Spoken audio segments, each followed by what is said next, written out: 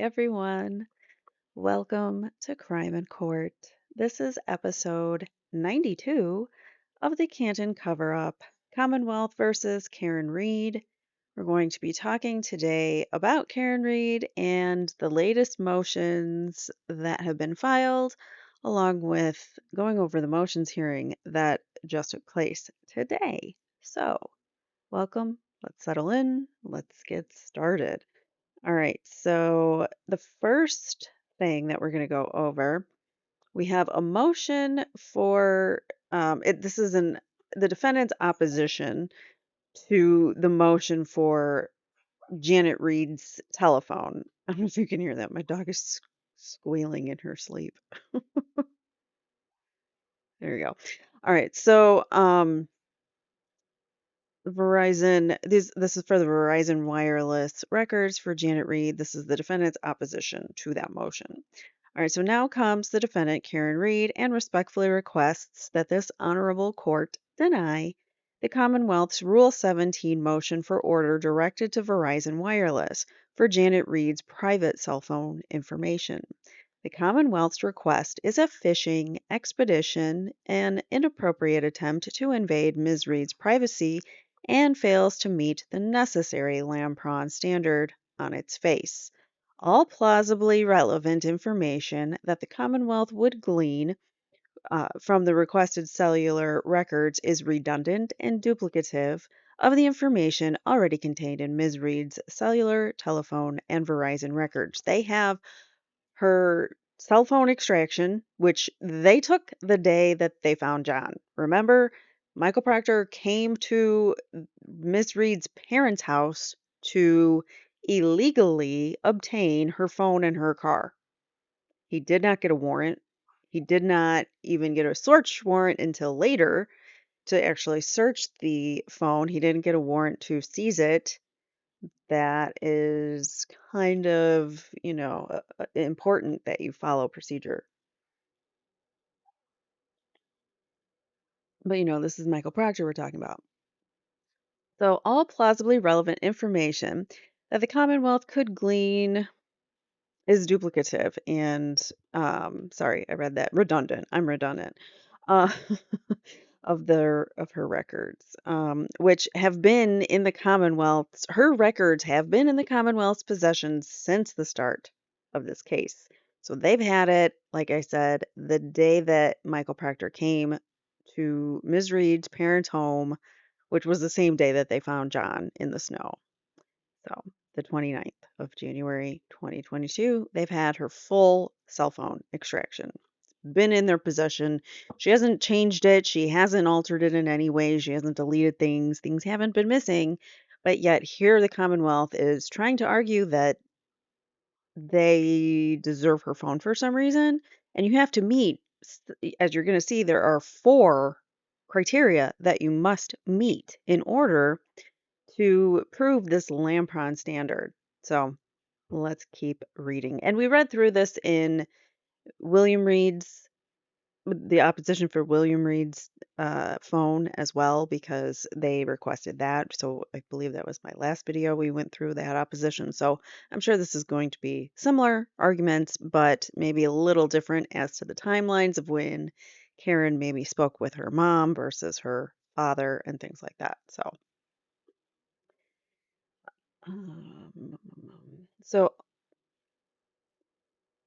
the Commonwealth has utterly failed to demonstrate that any information contained in Ms. Reed's cellular records, beyond information that is already in the Commonwealth's possession, is relevant to the instant proceeding. The instant request constitutes a thinly veiled attempt to embark on a blind inquiry into Mrs. Reed's personal information and cellular data. Indeed, to the extent that the Commonwealth seeks records unrelated to Ms. Reed, the request is overbroad and an impermissible and invasive violation of Ms. Reed's privacy. For these reasons, the Commonwealth's motion should be denied.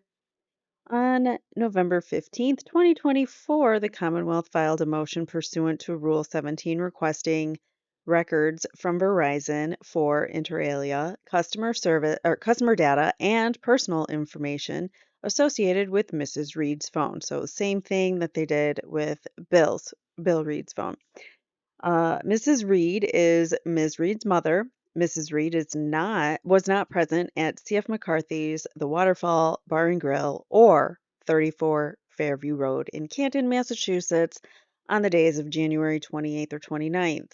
Why don't we get those people's cell phones if we're just going on fishing expeditions here? Might as well, right? I don't know. All right, so Mrs. Reed is not a witness to any of the relevant issues involved in this case and was not called by the Commonwealth to testify in the initial trial of this matter. Based on the showing set forth in the Commonwealth's papers, it appears that it is seeking communications between Mrs. Reed and her daughter between December 30th, 2021, so a full month prior, and January 30th, 2022. However, per the Commonwealth's own affidavit supporting its request, all of the communications at issue are already in possession of the Commonwealth. Indeed, Trooper Proctor seized Ms. Reed's cell phone on the afternoon of January 29th, 2022.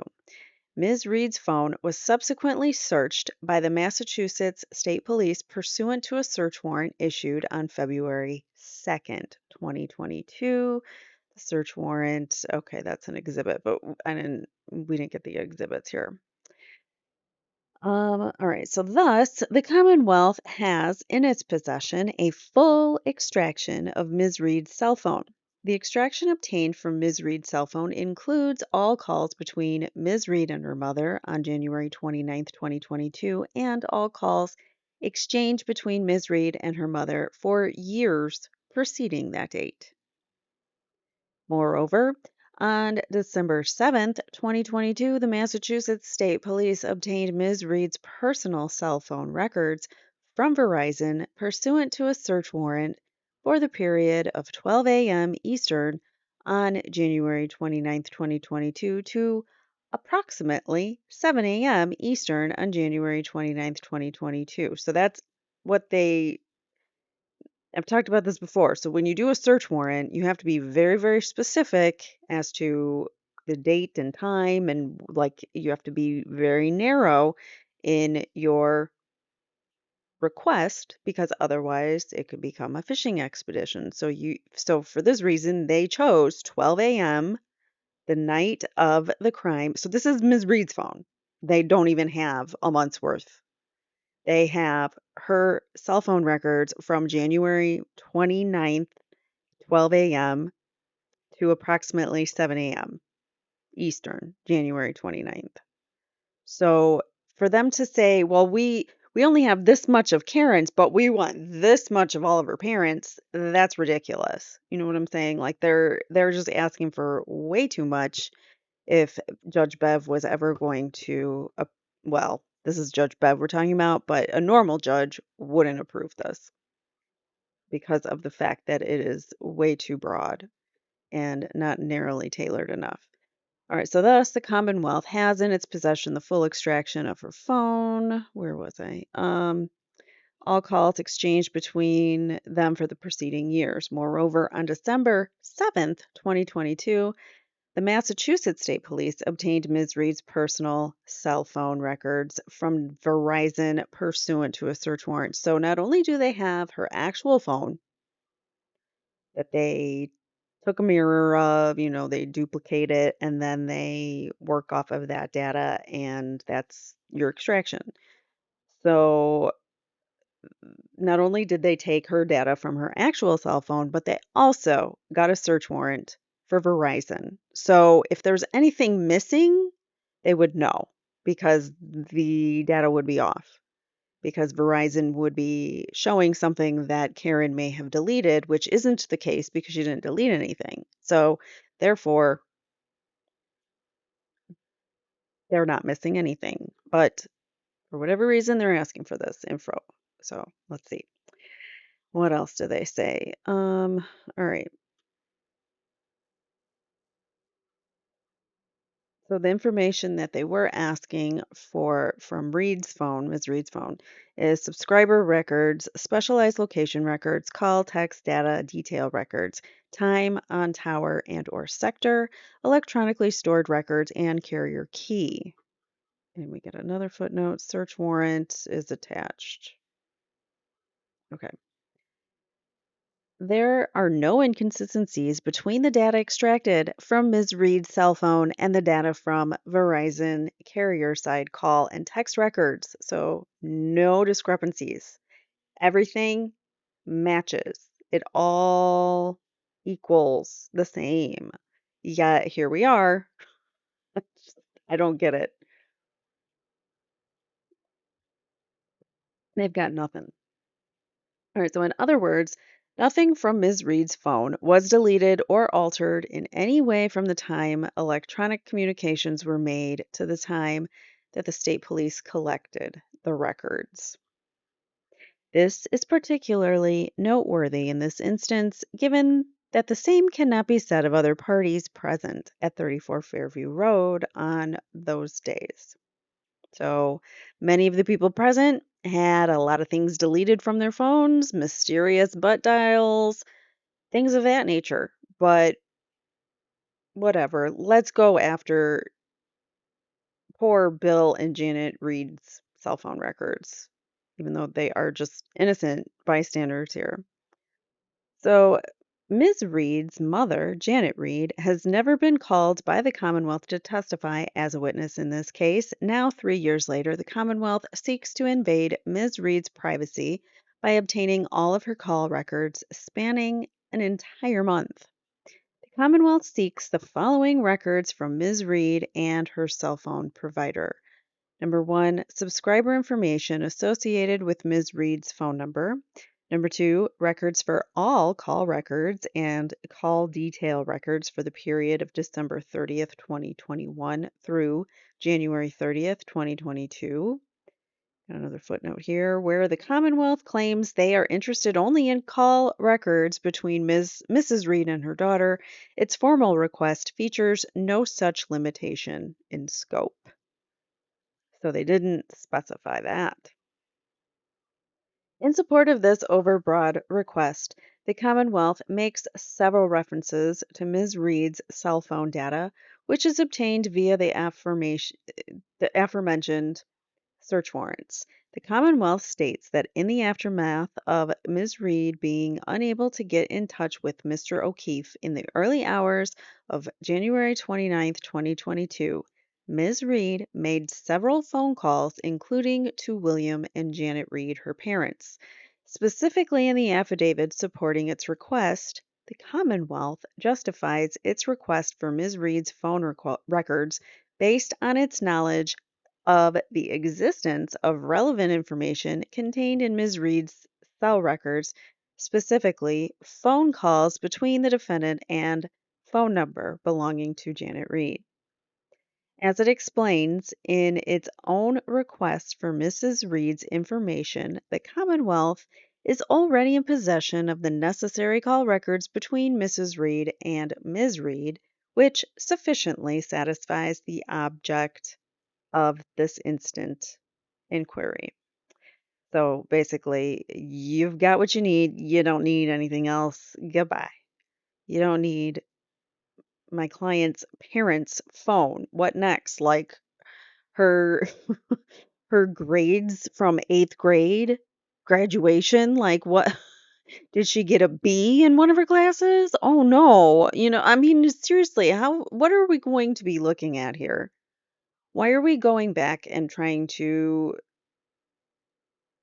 like weaponize their authority to go after the parents of the defendant? This should be denied in full. Ms. Beverly Cannoni should deny this. The Commonwealth goes on to explain how it plans to call Mr. Reed as a witness in the upcoming trial to question him about conflicting statements made by Ms. Reed on January 29th, 2022. Mr. and Mrs. Reed are not the same person.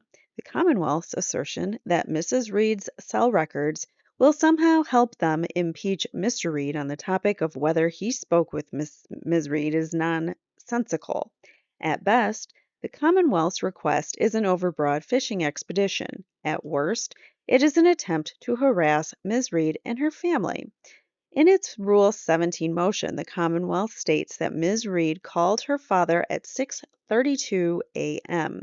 on January 29th after she discovered Mr. O'Keefe lying incapacitated on Brian Albert's front lawn. First, if the Commonwealth is interested in a duplicative record of Ms. Reed's call to Mr. Reed at 6:32 a.m., it should appropriately request it with respect to him, not Mrs. Reed. Second, as it admits in its affidavit, the Commonwealth has knowledge of this information because it is already in possession of Ms. Reed's phone records confirming the same. As set forth herein, the Commonwealth has failed to establish good cause for its request to dig through Ms. Reed's phone for relevant information under Lampron. Argument: legal landscape and evidentiary standard. When a party moves the court to subpoena documents in advance of trial, the burden is on the moving party to establish good cause for the court to grant the motion. Good cause is established by satisfying four criteria.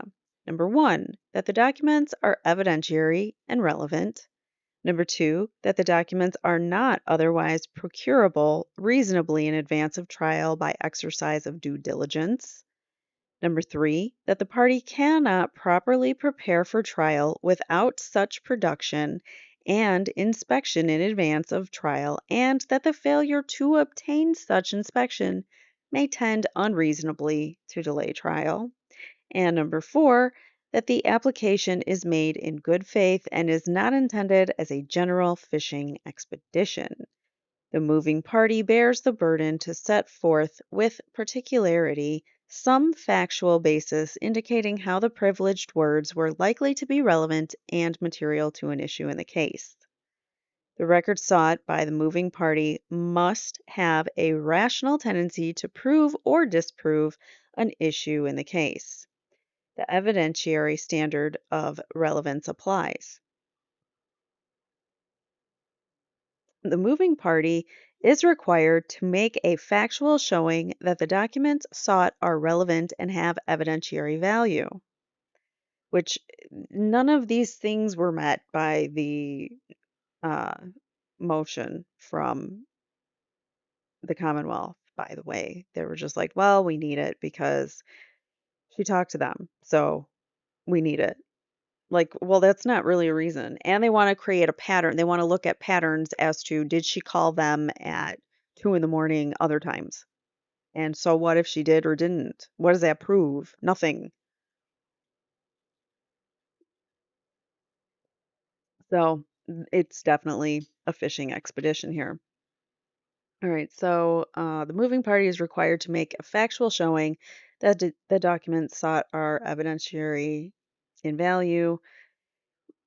Rule 17 of the Massachusetts Rule of Criminal Procedure is not a discovery tool.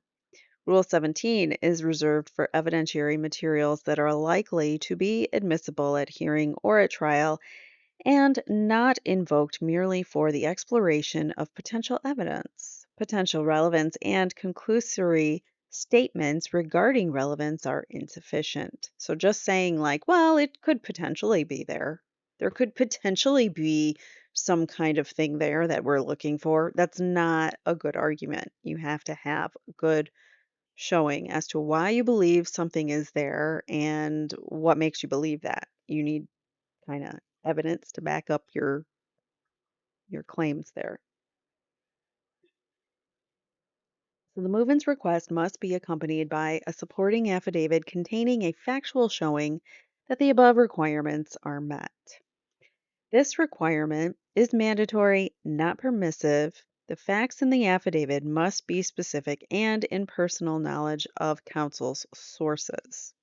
Mere speculation is insufficient to support this burden. As set forth herein, the Commonwealth's request is facially deficient. Moreover, the court must uphold the interests of fairness and justice by preventing unnecessary harassment of witnesses caused by burdensome, frivolous, or otherwise improper discovery requests. A witness should be forced neither to retain counsel nor to appear before a court in order to challenge, on the basis of a partial view of the case, potentially impermissible examination of her personal effects and the records of her personal interactions. The Commonwealth has failed to meet the requirements necessary to satisfy the Lampron standard to compel production of the requested documents. The requested records are not evidentiary and relevant. In a request to compel the court for privileged information from a third party, the movement must set forth particularized facts showing a tendency that the requested information will be relevant and material within the affidavit accompanying its request. Such a showing must include specific facts demonstrating the movement's knowledge that the requested information does exist and that the request meets the necessary the necessary criteria from Lampron. The Commonwealth bears the burden to articulate in its affidavit that the requested information meets the evidentiary standard of relevance and that it has a tendency to prove or disprove a material element of the case. The Commonwealth has failed to meet its burden. The Commonwealth's affidavit in support of its motion to compel Mrs. Reed's cell records from Verizon lacks even a single reference to the relevant nature of the requested information. Yeah, they didn't tell us at all why it's relevant. In its affidavit, the Commonwealth makes only a single vague assertion that the information is evidence of defendant's knowledge. Further, the evidence may be necessary for impeachment evidence. Well, what does that mean? And that's not very specific. So it doesn't give us a whole lot of info there. Further, the evidence may be necessary for impeachment evidence. This is not the type of particularized factual showing that is required under Lampron. Indeed, it is entirely unclear from the Commonwealth's affidavit what, if any, particularized, it's kind of a slam at Lolly, particularized facts suggest that the requested, let me start over with that sentence. Indeed, it is entirely unclear from the Commonwealth's affidavit what, if any, particularized facts suggest that the requested information is evidentiary and relevant.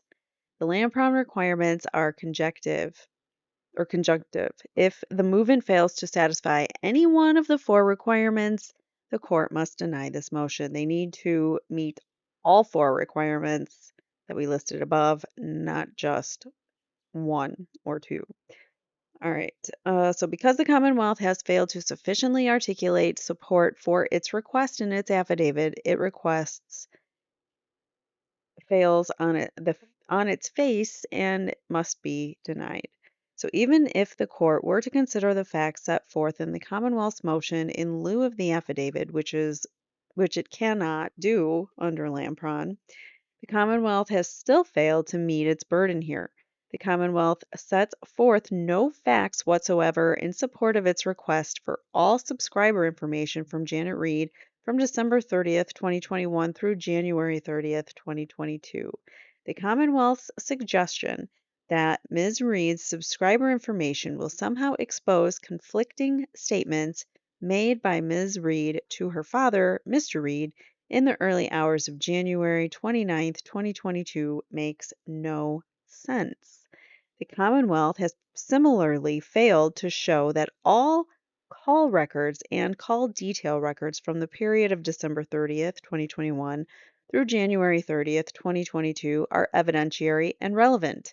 In support of its request, Commonwealth references a television interview where Mr. Reed was specifically asked whether Ms. Reed believed she may have hit John, to which Ms. Reed replied, "No, no. She felt she struck something." The Commonwealth has misconstrued intentionally or otherwise Mr. Reed's statement in that interview in an attempt to insinuate that this was some sort of admission or confession by Ms. Reed to her father. Significantly, in recent coverage of the case of Boston 25 News, reporter Ted Daniel clarified can't talk, that Mr. Reed went on to state during that same interview that his daughter remembered backing up and hitting something when she went out to look for Mr. O'Keefe that morning, i.e., Mr. O'Keefe's Chevy Traverse. And that's according to Boston 25 News. Prosecutor in Karen Reed case seeks records from Boston 25 News retrieved from, and then there was a link there. Commonwealth claims that Ms. Reed made this statement to her father at the hospital at approximately 7:30 a.m. on January 29, 2022. The Commonwealth inexplicably claims that it requires Ms. Reed's mother's cellular data to impeach Mr. Reed's statements. How does that even make sense? Because it believes such a conversation could not have taken place at the hospital and must have taken place earlier in the morning before they arrived at the hospital. This makes no sense. The facts supposedly supporting the instant request for Ms. Reed's mother's cell phone information only reference conversations between Ms. Reed and her father. Regardless, the Commonwealth is already in possession of Ms. Reed's cell phone and Verizon carrier call records from Ms. Reed's phone for all activity from 12 a.m. to 7 a.m. on January 29th, 2022. All the information the Commonwealth needs related to this theory is already in its possession. The Commonwealth cannot reasonably impeach Mr. Reed with someone else's phone records and thus has failed to meet its burden to show that the requested information is evidentiary and relevant. In its motion and not its affidavit, the Commonwealth also claims that it requires a month's worth of Mrs. Reed's. This is driving me nuts with the Mr., Ms., Mrs. Reed's cell records in order to compare the timing and frequency of Ms. Reed's calling her mother on January 29th, 2022 to dates not involving this alleged crime. The requested information is neither evidentiary nor relevant.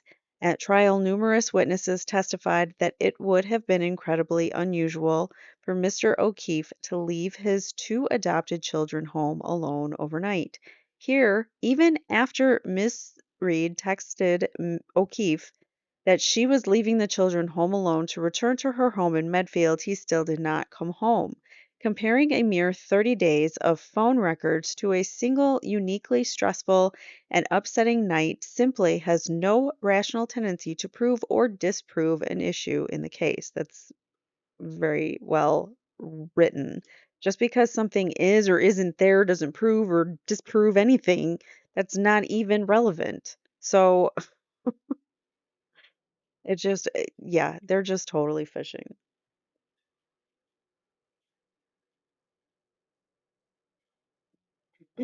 Sorry, my throat is dry. All right, so moreover, the Commonwealth makes no showing whatsoever as to the relevance of Mrs. Reed's calls with other individuals, not Ms. Reed, for a month between December 30th and January 29th. This is simply a ruse to dig through Mrs. Reed's private cell phone information. Thus, the Commonwealth has failed to show that this incredibly broad request is evidentiary or relevant. B. The requested records are otherwise procurable in advance of trial with reasonable due diligence. Under Lampron, the movement must set forth particularized facts within the affidavit accompanying its request, showing that the requested records are not otherwise procurable in advance of trial with reasonable due diligence. The Commonwealth has failed to meet its burden here. Here, the Commonwealth's affidavit makes no claim, showing, or even reference to this element of Lampron. In fact, we know that the Commonwealth has been able to procure the requested information in advance of trial, as evidenced by the fact that the Commonwealth specifically references calls between Ms. Reed and her mother in paragraph 5 of the affidavit. The Commonwealth is already in possession of the requested records from not one, but two sources, Ms. Reed's cell phone and Ms. Reed's Verizon records. The Commonwealth's motion is therefore facially deficient and must be denied. C. The Commonwealth can effectively prepare for trial without the requested records, and the failure to obtain this information will not unreasonably delay trial. With respect to the third Lampron requirement, the Commonwealth has once again failed to meet its burden.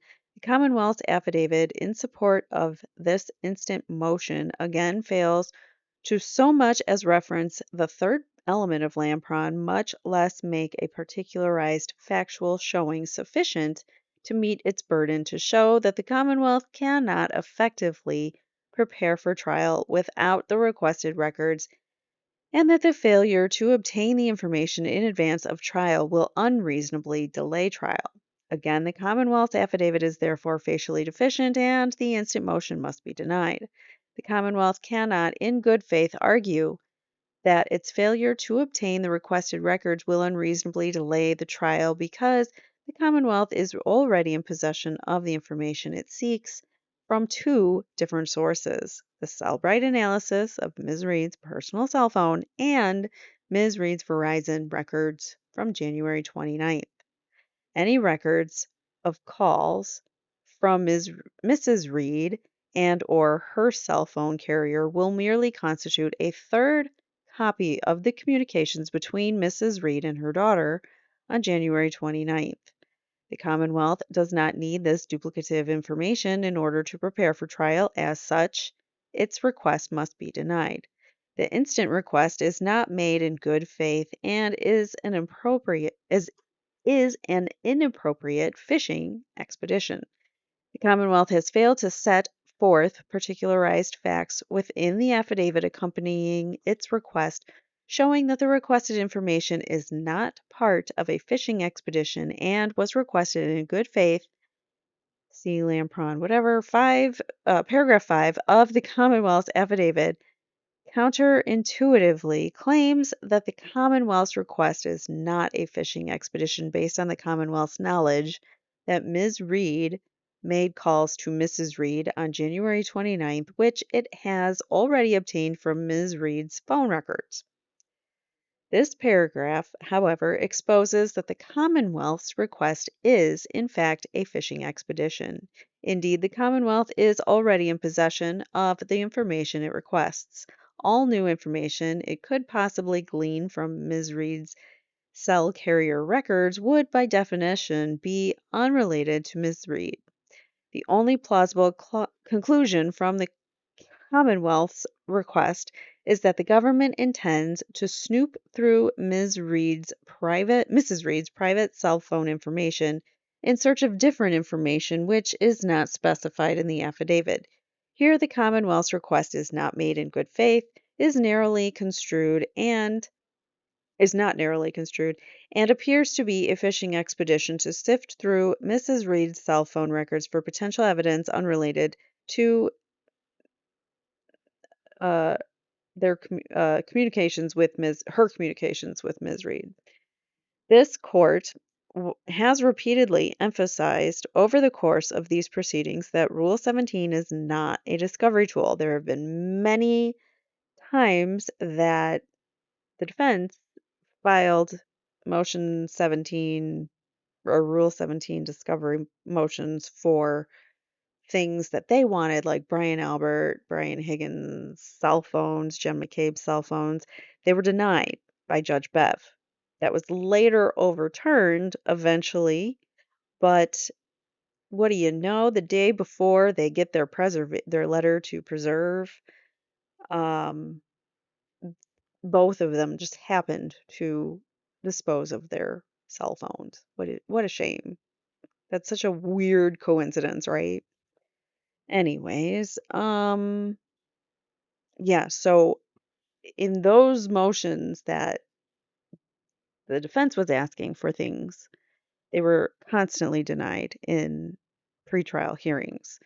So, and this is using the court's words right back in her face, saying it's not a discovery tool. So, this should not be used by the Commonwealth now as a discovery tool.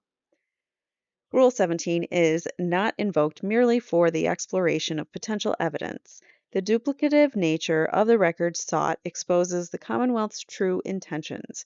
If the Commonwealth had alternative reasons for seeking Mrs. Reed's cell records above and beyond any calls or text messages with her daughter, those reasons were not set forth in its motion or the motion's supporting affidavit. There is simply no reasonable justification for the Commonwealth seeking all of Ms. Reed's call records for a month without any limitation whatsoever as to the recipient of those calls, especially given that the Commonwealth requests this information in regards to a conversation it alleges took place between Ms. Reed and her father. So, why are you going after mother's phone records? Makes no sense. The court must balance the Commonwealth's right to receive relevant information with unwarranted harassment of witnesses and third parties. As this court has acknowledged, electronic devices are repositories of a vast store of sensitive information that can provide an intimate window into a person's life.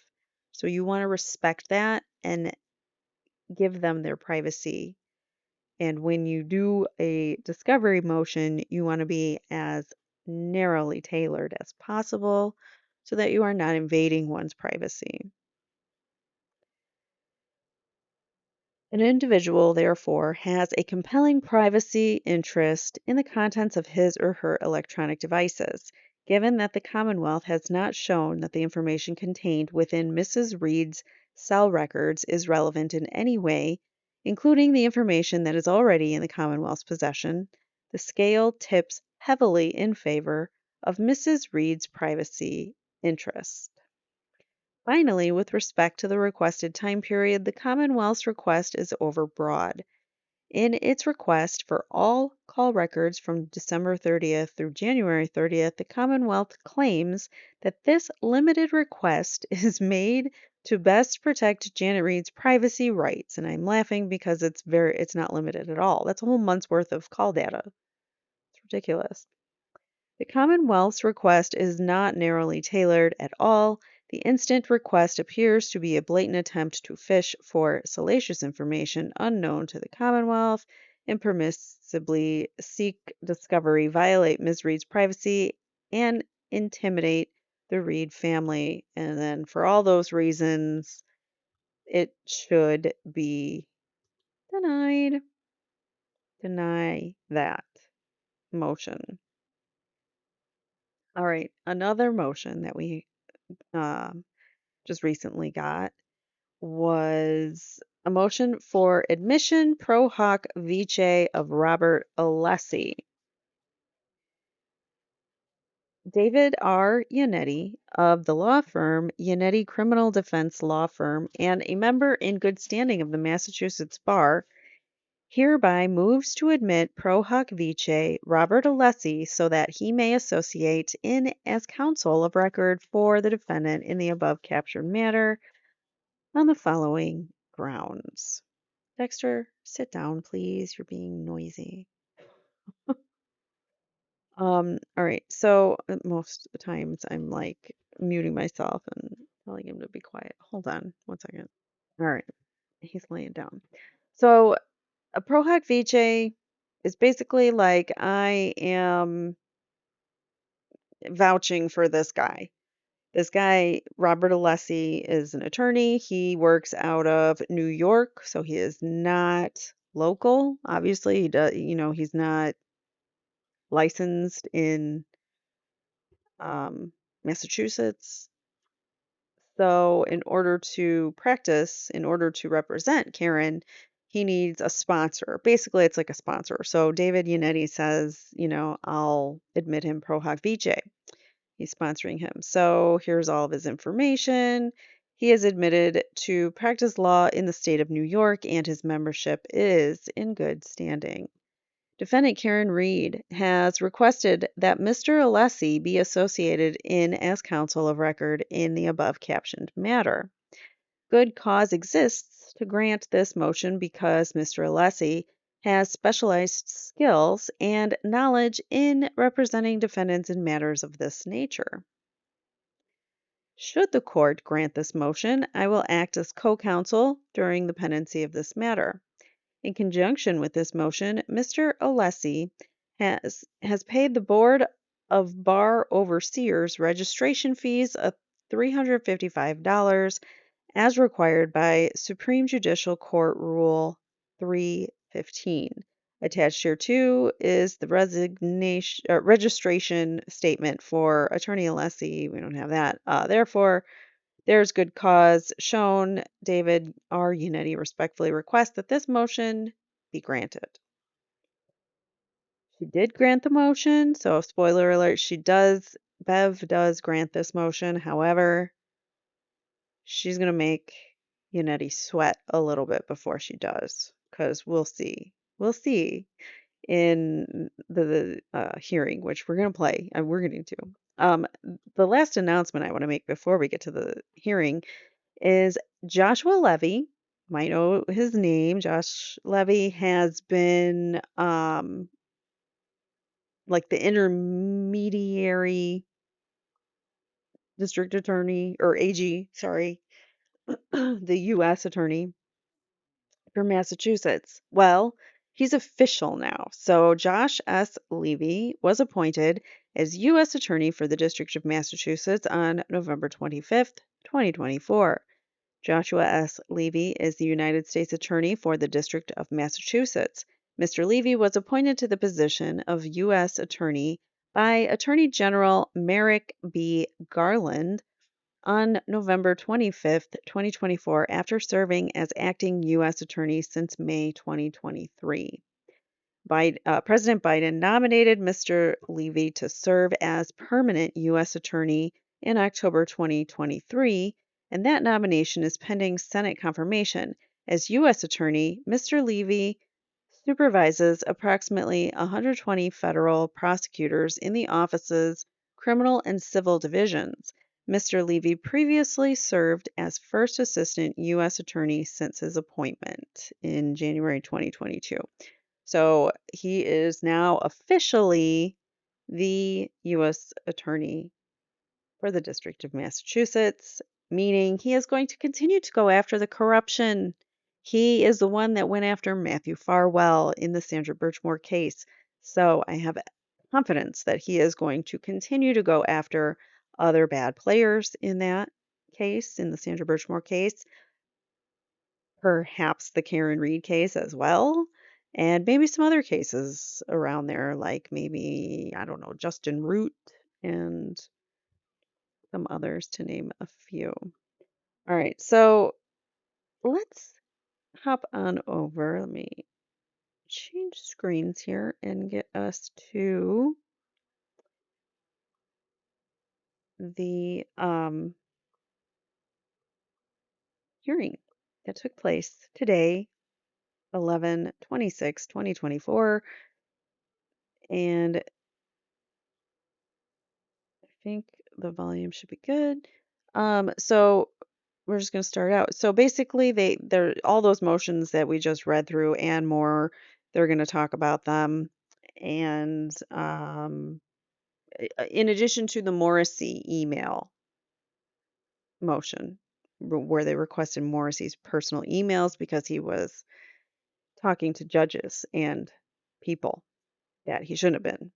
So those are basically the three motions that they're going to talk about. The ones that we just read was for Robert Alessi, for co-counsel for Karen, all the stuff that Hank Brennan wants. So cell phone records and notes and things from reporters. So let's listen in. Okay, we can't see him now, Jim? Yeah, we can't see you, is that okay? Several motions this morning. Let's start with motion for admission pro hoc vice that you filed. And Ms. Giannetti, I know these are freely granted, but I have a question about here. So Oh man, there are no captions. I apologize. You're going to have to listen carefully. This had the best sound and had the audio, or had the whole video. There was another one that had the best audio, but the video wasn't complete. So we're just going to do what we can. You know what? Maybe can I boost it? I cannot boost it. Sorry. You say good cause exists to grant this motion because Mr. Alessi has specialized skill and knowledge in representing defendants in matters of this nature. What do you mean? Mr. Alessi is somebody with decades of experience in the courtroom, both on an appellate level and on a trial level. He has handled many criminal cases over his career. I have actually consulted with him on a criminal matter. I know of no better trial attorney in the country than Robert Alessi. There are aspects of our defense that would greatly benefit from his expertise. I'd rather not go into the specifics in terms of the division of labor on our team, but I'd ask the court to, take judicial notice that with his background, with his experience, he is going to add value to this team and protect my client's constitutional rights. Okay, so he's not a criminal lawyer, but he's a lawyer who does some criminal work. I just don't understand what you mean by representing defendants in matters. I just don't understand. She just doesn't understand, guys. She's got to give him a hard time. Like, seriously, this is how we're starting out. She just has to give him a hard time. Like, oh, Karen, you want another lawyer? Well, why? Tell me why. Like, no, bitch, Bev. She is allowed to hire whoever she wants. And these kinds of requests are very simple, hardly ever questioned. It's basically just you fill it out and it's usually approved. So, unless there's like something in that person's record that, like, there's ethical issues or whatever, but other than that, like, these things normally just get widely approved. He's a lawyer who does some criminal work. I just don't understand what you mean by representing defendants in matters of this nature. Of this criminal nature, he has represented criminal defendants throughout his career. Okay. All right. Thank you. All right. So let's go on to the discovery motions. So she doesn't even rule on it. She's just like, okay, thank you. And now they're gonna move on to something else. Like, why quiz him so much about this person that Karen wants to hire on? I don't know. I feel like, maybe Bev is suspicious. I think he has kind of like a background in corruption. So I think that's what she's worried about potentially is, his specialty is, um, you know what? Let's look him up. What was his name? Robert Alessi.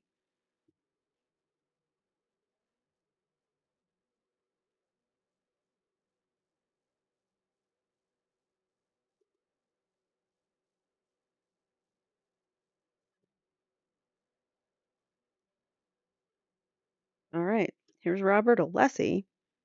Is this New York? Yep, New York. Okay. So this is his bio. Robert A. Alessi is chair of the firm's Crisis Management, Investigations, and Constitutional Law. That's probably the issue for Bev, is that her constitutional rights have been violated. That's the corruption part that he is specifically dealing with is, when people's constitutional rights are uh, limited by government. So his diverse practice has encompassed litigation and arbitration at the pretrial, trial, and appellate stages across the nation in myriad practices, in myriad areas, including, among others, constitutional issues. That's a big one in this case.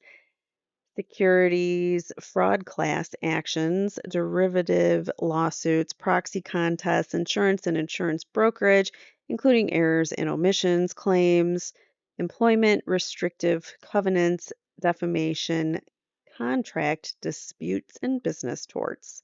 So yeah, his experience is kind of like all over the place, his expertise, but I really think it's this constitutional issues that he's going to really be shining on. And um, David Yannetti says or somebody told me, not told me, but I heard somewhere that he's really good at cross examination. So this Robert Alessi is great at getting info out of witnesses on the stand, especially like combative witnesses and stuff. All right, so in addition, Bob has conducted internal corporate investigations. Internal investigations, that's a key. If you're looking at government that might be a little corrupt, the ability to audit things like that might be beneficial. And he's defended a wide variety of investigations commenced by the Department of Justice, the Securities and Exchange Commission, and other governmental and quasi governmental agencies into, among other conduct, alleged accounting fraud, securities law violations, misuse of retail vendor allowances, insider trading, fraudulent and abusive sales practices involving healthcare companies. Another aspect of Bob's practice is providing prophylactic guidance to clients. He has counseled numerous boards of directors, committees thereof, and company executives in connection with various matters, including corporate governance, disclosure requirements under the securities laws, and drafting the implementation of internal policies and compliance programs, and the retention and management of companies' confidential information. After graduating summa cum laude from Stony Brook University, Bob graduated as a Harlan Fiske Stone Scholar from Columbia Law School. Prior to joining Meltzer Lip, the uh, practice that he's with, Bob practiced law as a partner in the New York City office of Cahill, Gordon, and Randell. Since 2009, Bob has also served as an adjunct professor in Stony Brook University's Department of Political Science, where he has taught various courses, including the erosion of civil liberties. There you go, the erosion of civil liberties and privacy rights. That too, because they're going after Karen's family. Federal government power. There you go. Well, not federal, but government power, constitutional, legal, and political limitations. Introduction to Civil Procedure, Introduction to Torts, Pretrial, Trial, and Appellate Practice, and Securities Regulation, Enforcement, and Litigation. Bob also received the department's Frank Myers Excellence in Teaching Award, and Bob was peer nominated and elected a Fellow of the New York Bar Foundation, an honor shared by approximately 1% of the New York State Bar. So, wow. Yeah, so he's pretty good. So I would look forward to seeing him in the next trial if it comes to that. We'll start with the requested records of Mr. Reed. I'll hear you, Mr. Brennan.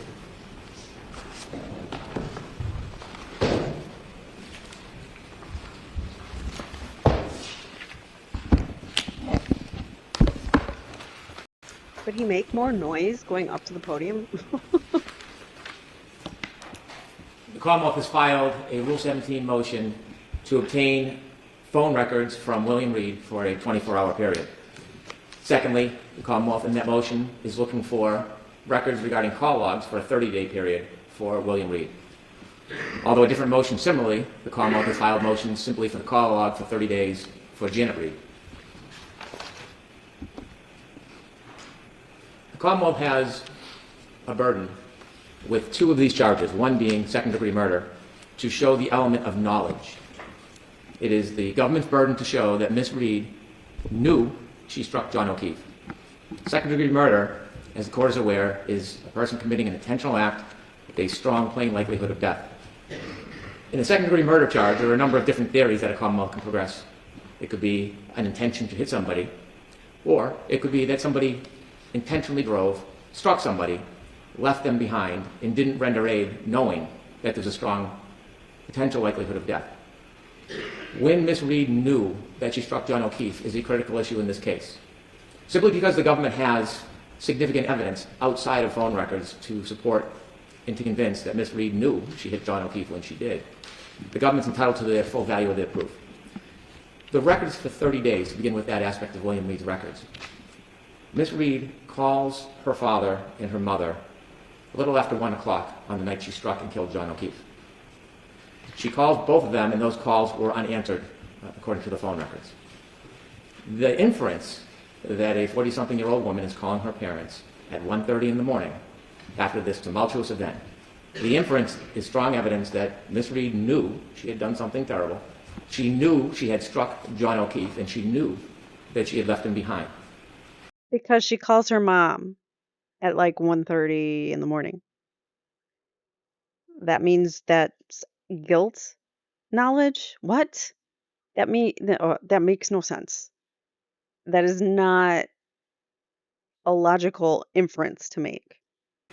The 30-day period is an attempt to protect the privacy rights of William and Janet Reed by not asking for the call, the text messages, not asking for SMS messages, not looking to forensically download the phone, just the call records, because I expect it will establish that there are no other calls in that 30-day period from Miss Reed to her parents at 1:30 in the morning. But can't you get that from Ms. Reed's phone? No. No. There were 2 search warrants from Miss Reed's phone. I can't read them. The search warrant that was attached that I have isn't clear, so I'll need clear copies of those search warrants. Those are provided by the defense. I can provide clear copies. The 2 search warrants from Miss Reed's phone are from a period of January 28, 6 p.m. to January 29th at 6 p.m. Okay. And the other one is January 28th, 9:30 to January 29th, 5:30. Okay. And so they're not in Miss Reed's records. I am not looking to see any of the other numbers that the family called, friends, family, whatever their purpose is. I'm not looking to even see it. I want to see and demonstrate there's an absence of phone calls between Miss Reed and her parents the 30 days prior to when she drove into John O'Keefe. Now, it would help the defense. They want to expand that to 6 months or a year. I'm agreeable. Because if there was phone calls at 1:30 in the morning, I would not argue the inference that it was remarkable. That would be an unfair inference. But in the absence of any other calls, it is terribly remarkable that she is panic calling her parents at 1:30 in the morning. Just because she doesn't call on one night at 1:30 doesn't mean that she doesn't have a close enough relationship for her to call her mother at 1:30 on another night when she's worried about her boyfriend not coming home and it's a stormy night and she needs to leave because she's worried about getting home in the morning because she doesn't want to get snowed in. So, mm, you yeah, that doesn't make any sense. It's not the only thing. That's not the only reason that she might call someone at 1:30 in the morning to say, I just hit someone. That's not the only reason. I mean, there are a number of reasons to call someone at that time. And we've already heard and I believe we know why she was calling frantically. And here's why it's important. The type of injury John O'Keefe suffered that led to his death was a type of injury that was treatable. If he had received treatment within 1 to 2 hours, I expect that there are medical procedures that could have saved him. They could have produced a drill and drilled it into his brain to create bleeding so it wouldn't swell, or they could have cracked his cranium. Now, certainly he would have suffered significant impairment, but I expect the government is pursuing a witness, and my expectation on my research is a witness will say life-saving procedures within the first 2 hours would have saved or could have saved John O'Keefe. So he's saying that John O'Keefe could have been saved. I thought I remember, I don't know if it was the Emmy or somebody testified that he had damage to the brainstem, which would have pretty much kept him incapacitated, and there was no way that he moved from where, like he wouldn't have gotten up. Like from that blow to the back of the head, he would have been out.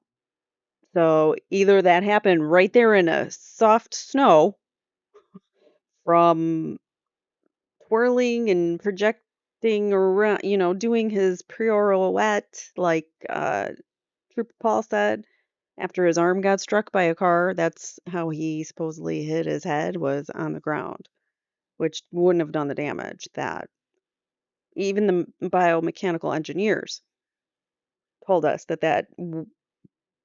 if he had been hit the way that Trooper Paul said that he was, which was basically just his arm, and he spun around and then fell back and hit his head.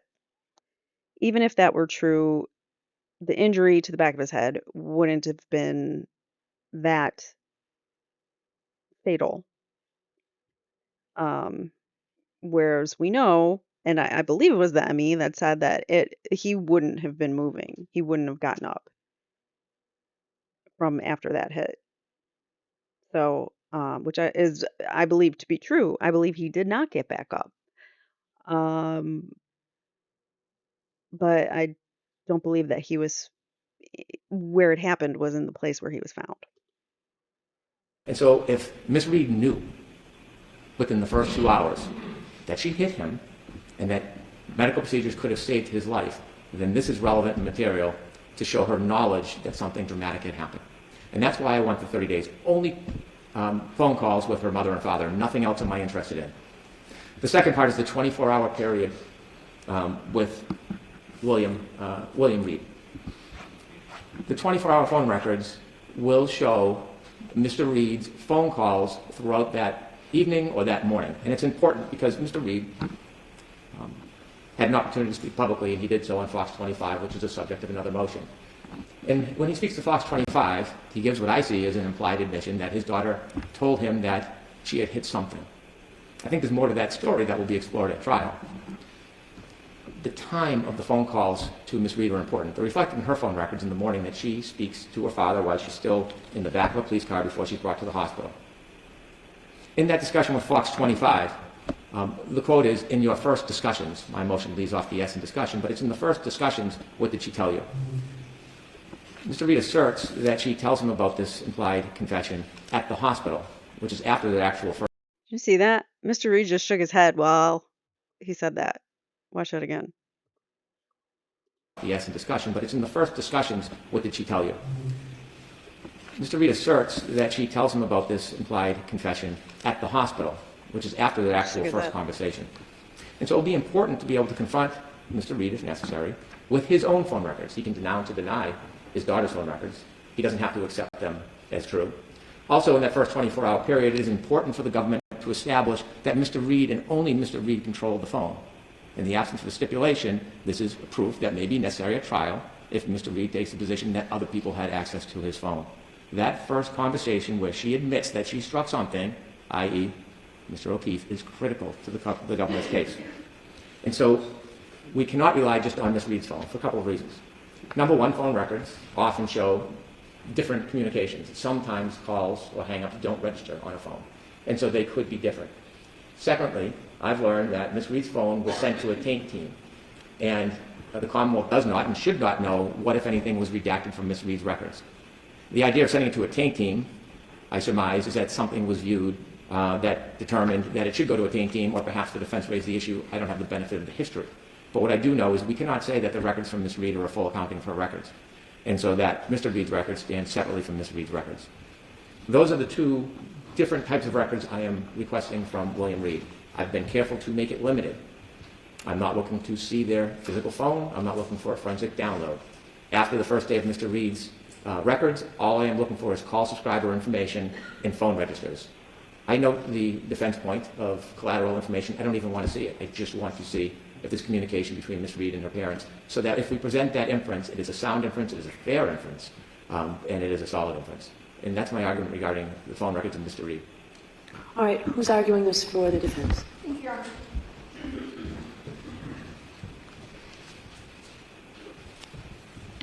Your Honor, the defense requests that the Commonwealth's Rule 17 motion seeking Ms. Reed's father's private cell phone information be denied.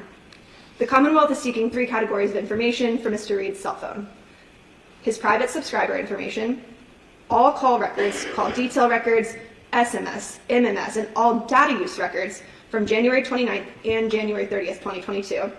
And finally, all call detail records for an entire month-long period spanning December 30th, 2021 until January 30th, 2022. Your Honor, we are 3 years into this litigation, and the Commonwealth is now seeking to invade Mr. Reed's privacy under the guise that it's seeking communications between Mr. Reed and his daughter. But the Commonwealth already has a record of all of the communications between Mr. Reed and his daughter on January 29th, from not one, but 2 separate sources. The Commonwealth is in possession of Ms. Reed's cell phone. It's also in possession of Ms. Reed's Verizon records. The Commonwealth is asking this court to sanction this gross invasion of her father's privacy, so that the Commonwealth can sift through Mr. Reed's electronic data for information that is already in the possession of the Commonwealth. Now, I know Mr. Brennan says, I'm not interested in seeing anything else. But the problem is, that's not what his motion says, right? He's asking for every single call, regardless of recipient, for a month-long period. William Reed has never been called by the Commonwealth to testify as a witness in this case. So this is a new trial, right? So that doesn't Right. prohibit the Commonwealth from calling him. I understand, Your Honor. Okay. He wasn't present at 34 Fairview. He wasn't present at CF. She just has to like chime in and be like, well, this is a new trial. So all those motions don't, they don't count. Like what? McCarthy's, and he wasn't present at the waterfall on January 29, 2022. And I would note that this court has repeatedly emphasized the importance of privacy concerns when it comes to an individual's cell phone, using that as a basis to deny the defendant's motions to obtain cell phone records from parties who were present that night. The Commonwealth, again, is already in possession of Ms. Reed's cell phone. That has been reviewed by both a special master as well as the court, and the court is well aware that the Commonwealth has a full copy of those communications. And what's important is that those call logs confirm that Ms. Reed did not make any calls to her father on January 29th until after she discovered Mr. O'Keefe lying incapacitated on Brian Albert's front lawn. And I've attached a copy of those records to our motion. It's quite clear. There was one call to her father on the morning of January 29th. That was at 6:32 a.m. The Commonwealth has a copy of those records. It's in their possession. And as this court knows, Lampron explicitly requires that any Rule 17 motion must be accompanied by an affidavit containing a factual showing that all four elements of Lampron were met. Here, the Commonwealth has failed to meet its burden to meet even a single prong of that four-part test. In regards to the burden that they have to establish that the records are evidentiary and relevant, the Commonwealth in its affidavit set forth no particularized facts whatsoever to suggest that relevant information will be found in Mr. Reed's Verizon records. The affidavit makes only vague reference to an interview Mr. Reed gave to Boston 25, but fails to explain why that interview suggests that relevant communications will be found on his phone records. And I would note, the Commonwealth's characterization of that interview is incorrect and incomplete. I submitted additional reporting from Boston 25, which is the news organization that published a portion of that interview. And it's quite clear that Mr. Reed goes on to state during that interview that what he's referring to when his daughter said, "I believe I hit something," was the Chevy Traverse, which the court knows. We have a video of her hitting a Chevy Traverse that morning. The Commonwealth is already in possession of Ms. Reed's communications from January 29th. Those were included in the Commonwealth's motion itself. And the Commonwealth has failed to explain why it believes additional relevant communications will be found in the call detail and text records. That was not included in the affidavit. The Commonwealth states they expect to substantively admit the phone records between Ms. Reed and her father to prove that the 6:32 a.m. call took place. But they can do that with the phone records that they already have. Just because they have records from Verizon, that doesn't establish who answered the phone. That's not something that they're going to get from Verizon. The Commonwealth is well aware of that fact because they have Ms. Reed's cell phone and her Verizon records, so they can confirm that there's only one call on the morning of January 29th. The Commonwealth has provided no factual basis whatsoever to suggest that there are relevant communications that will be found on January 30th, the day after this incident. And the Commonwealth also requests that Ms. Reed's phone records for the full month preceding January 29, 2022 is necessary to show that it would be unusual for Karen to have called her father. And the Commonwealth did a kind of funny thing, right? They suggested during their arguments that she called both parents in the middle of the night. That's not true. There was only one call to her father on January 29th, the morning of. It was at 6:32 a.m. So the frequency at which Ms. Reed calls her father's cell phone in the middle of the night has no relevance whatsoever. As to the second element of Lampron, here the Commonwealth's affidavit is facially deficient. It doesn't even reference this element or set forth any facts supporting that it's shown that the Commonwealth's records are not otherwise procurable reasonably in advance of trial. And the reason Mr. Brennan cannot in good faith make that statement under oath is because the Commonwealth is already in possession of these communications from two separate sources. Element 3 of Lampron was also not addressed in the Commonwealth's affidavit. It's facially deficient. The Commonwealth has failed to show that it cannot properly prepare for trial without the production of this evidence, and that the failure to obtain the evidence would unreasonably delay trial. Again, that's because the Commonwealth is already in possession of the evidence that they're requesting. Finally, the Commonwealth has also failed to show that this request is made in good faith and is not a fishing expedition. In its affidavit, the Commonwealth briefly addresses the fourth element of Lampron, but writes only, quote, "The Commonwealth's motion is not a fishing expedition, as it is evidence from the defendant's phone records that phone calls between defendant and Mr. Reed were made sometime after defendant struck the victim and before the victim was found." Your Honor, that statement is provably false. Ms. Reed's phone records established conclusively that she did not call her father on January 29th until 6:32 a.m., after she found her boyfriend incapacitated on Brian Albert's front lawn. Therefore, the requested records should not be turned over to the Commonwealth. This is a broad request to review a month's worth of Mr. Reed's private cell phone information and all of his data usage information from January 29th and January 30th. This is a fishing expedition, plain and simple. The Commonwealth isn't asking for the records it already has. It doesn't need a third copy of them. What it's looking to do is sift through Mr. Reed's personal cell phone information on January 29th to see if it can find data usage information, location information, text messages with other individuals, and that is a completely inappropriate use of Rule 17. This unsupported request is overbroad and must be denied. Thank you. All right, thank you. Did you want to respond in any way, Mr. Brennan, or move on? Very briefly. Okay. Look at their faces. Mr. Reed looks pissed. In between the multiple accusations of bad faith, what the attorney says that is most telling is they don't know who answered the phone. That's a harbinger to trial. The prosecution doesn't know who answered the phone when Karen Reed called her parents or her mother's phone at 1:43 a.m. No, the Commonwealth doesn't. And so we have to prepare that when Mr. Reed takes the stand, we have phone records demonstrating all of his phone calls and that he had control of that phone, so there can't be a suggestion somebody else was handling the phone. Or, on the other hand, if the position is going to be that Janet Reed answered the phone, the father's phone, or that William Reed answered the mother's phone, then we'll call both witnesses at trial and we'll sort it out. But it is that very nature of suggesting confusion or uncertainty that the government is obligated to try to prevent that trial. And we're being diligent, we're being studious, and we're going to be prepared. And these records will help us do that. That is the exact point and reason why we need these records. Thank you. All right, did you want to respond at all, Ms. Little? To be studious and be prepared, that's why he needs the records. That doesn't meet any of the 4 Lampron requirements, does it? To be studious and prepared? Nope, those weren't any of them. Wow. Well, I think the Commonwealth actually brought up the issue of, it tried to basically say, I need the Verizon records because Karen's phone records don't establish that Mr. Reed answered the phone. But all I'm saying is that neither do the Verizon records. So there is no additional information that the Commonwealth is going to obtain by digging through Mr. Reed's private cell phone information. Okay. All right, so we sort of overlapped a little bit with Mrs. Reed, Janet Reed's records. Do you want to be heard further on that, Mr. Brennan? No, I believe the court understands my argument unless the court has any questions for me. I don't, but thank you. Ms. Little, is there anything specific to Mrs. Reed that you want to address? Yes, Your Honor. Again, I just emphasize that the affidavit in support of their request for Ms. Reed's phone records is plainly insufficient. They haven't addressed numerous elements of Lampron. That alone is a basis to deny the request, and it's not permissive. It's mandatory that the court deny the request.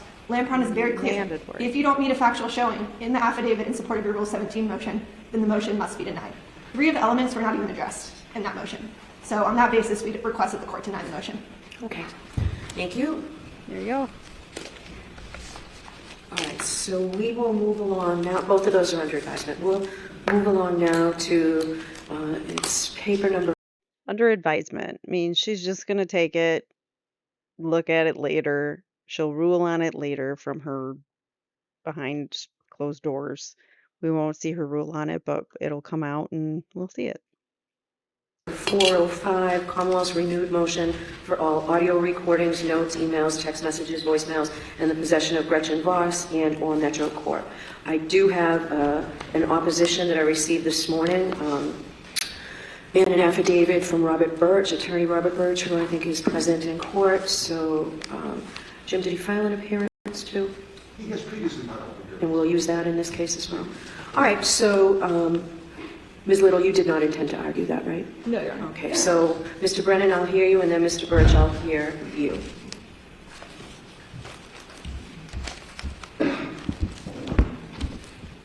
Well, she knows when this is. The Commonwealth has filed a motion to reconsider in part, and in addition, Oh, this is for Gretchen Voss, the NBC, whoever else the Datelines, all the people that she had done interviews with. They had filed motions to receive all the notes and things like that. So he's going to argue those motions here. there was a request for information that was not requested before by the Commonwealth. Your Honor made a ruling in the past to turn over portions of the materials, and in that ruling, it invited the Commonwealth, after review, to renew or reconsider the motion or the extent of the motion. I've had an opportunity to listen to the hearing. I've had an opportunity to review all of the pleadings relative to the Boston Magazine and Ms. Voss information. And I've had the benefit of observing numerous other statements that have been made by Ms. Reed publicly. And I've been able to contrast and compare the statements made to Ms. Voss as well as the statements made to a number of other media organizations, including Dateline, 2020, and Vanity Fair. And after a review of all those materials, it is clear that there is significant materials that were not turned over to the Commonwealth that are relevant material and substantive evidence in this case. In listening to the past hearing, the position of Boston Magazine was that almost everything was entirely on record and that there were a few interchanges by the attorneys. Not only did I have an opportunity to read the Boston Magazine article and listen to the interviews, but I had them transcribed, have a copy for the court if the court pleases. Okay, that would be helpful. And there were two different interviews that were turned over. One was represented at the last hearing that was 4 hours long. The Commonwealth received 3 hours and 19 minutes. It's missing, not a little bit, a significant portion of that hearing, 40 minutes. The second interview was represented in the audio recording of court that I listened to as a 2-hour interview. The Commonwealth received merely 19 minutes. So the majority of that interview was not provided. And so there wasn't just a few redactions, they were significant. In addition, which is notable, and you can glean this from the transcripts, is that there wasn't just a few interruptions. Mr. Yannetti is noted on the transcript 37 times, Attorney Little 33 times, and Attorney Jackson 33 times. And so there are significant interruptions and redactions in both recordings. These redactions in the recordings are important. One thing that stands out when you actually listen to the interviews and you look at the transcripts is that many times during the attorney's interruptions, there's a redaction, and then when the conversation resumes, there is a change, sometimes subtle, sometimes not so. There is a change in the statement by Ms. Reed. And so it is clear that there is an inference that in those redacted portions, there is conversation or consultation or discussion happening that changes the direction and sometimes the content of Ms. Reed's statements. That bears directly on the credibility of the witness. Because be mindful, all of her statements are admissible. All of them. They're all substantive evidence. There's no hearsay. There's no limitation. They are statements of the defendant. They're material and relevant, and the Commonwealth is free to use any and all of them at their discretion. And so it's not only what she says in the interview, it is what is missing in the redactions. Now, certainly, there may be discussions in those redactions that involve her attorneys and Ms. Voss. But none of that is protected. None of that is protected. The defendant enjoys many privileges, but when an accused decides to cast aside the privileges, they don't get to add their own layer of protection. There's absolutely no basis in our jurisprudence for a defendant to be able to do that. They enjoy Fifth Amendment privilege as they should. A defendant is presumed innocent. But when they cast it aside, it's at their own peril. They have an attorney-client privilege. But when they obviate the attorney-client privilege by speaking in front of a third party that's not part of the prosecution team, that privilege no longer exists. It dies. And there is no reporter privilege in Massachusetts. And so what has happened in this interview is that we have 3 attorneys, a defendant, and a reporter having a free reign of interview, and then later deciding what parts of the interview they want the public to hear, what parts of the interview they want the Commonwealth to have possession of. They don't have, respectfully, that choice or that power or that discretion. This is such a ridiculous argument. Don't you think if she confessed, which is what they're looking for, after all, is anything that she might have said that is even remotely close to confession, and you know how they twist her words, and it's like, well, she just confessed here when she said, I might have done it. Like, that's not a confession, but okay. So did I hit him? Could I have hit him? That's also not a confession. So all they're trying to do is find something that they can twist, that are her words, that they can use against her. And that's exactly the point of why this shouldn't be allowed, because it's, again, a fishing expedition so that they can get something on Karen. They can contract with each other, have their own side agreements and what they want about on and off the record, but it doesn't bind the Commonwealth. It never has, it never will. We don't agree to it. And so what we have is many instances and examples where those redacted portions are critical to understanding why the story at times changes after the redactions. And so I think of it this way. If Ms. Voss was called to testify by the Commonwealth at trial, and we have her on the stand, and I was to say to her, I've received your recordings and your redactions, and I've read your article, Ms. Voss. I want to ask you about the conversation after Ms. Reed talks about sipping drinks at the waterfall, and it's redacted. I want you to tell me what she said. There could be no objection for the defense that there's a private agreement. There could be no objection from the defense She said something about sipping drinks. Is that, I don't know if that's even that okay. somehow it's privileged. She would have to answer the question, this is what Karen Reed told me. So to suggest that pre-trial, somehow they can have this protection that doesn't exist in reality in the law, to protect statements that the defendant or their attorneys made that they don't want the Commonwealth to learn about, is just wishful thinking. That's all it is.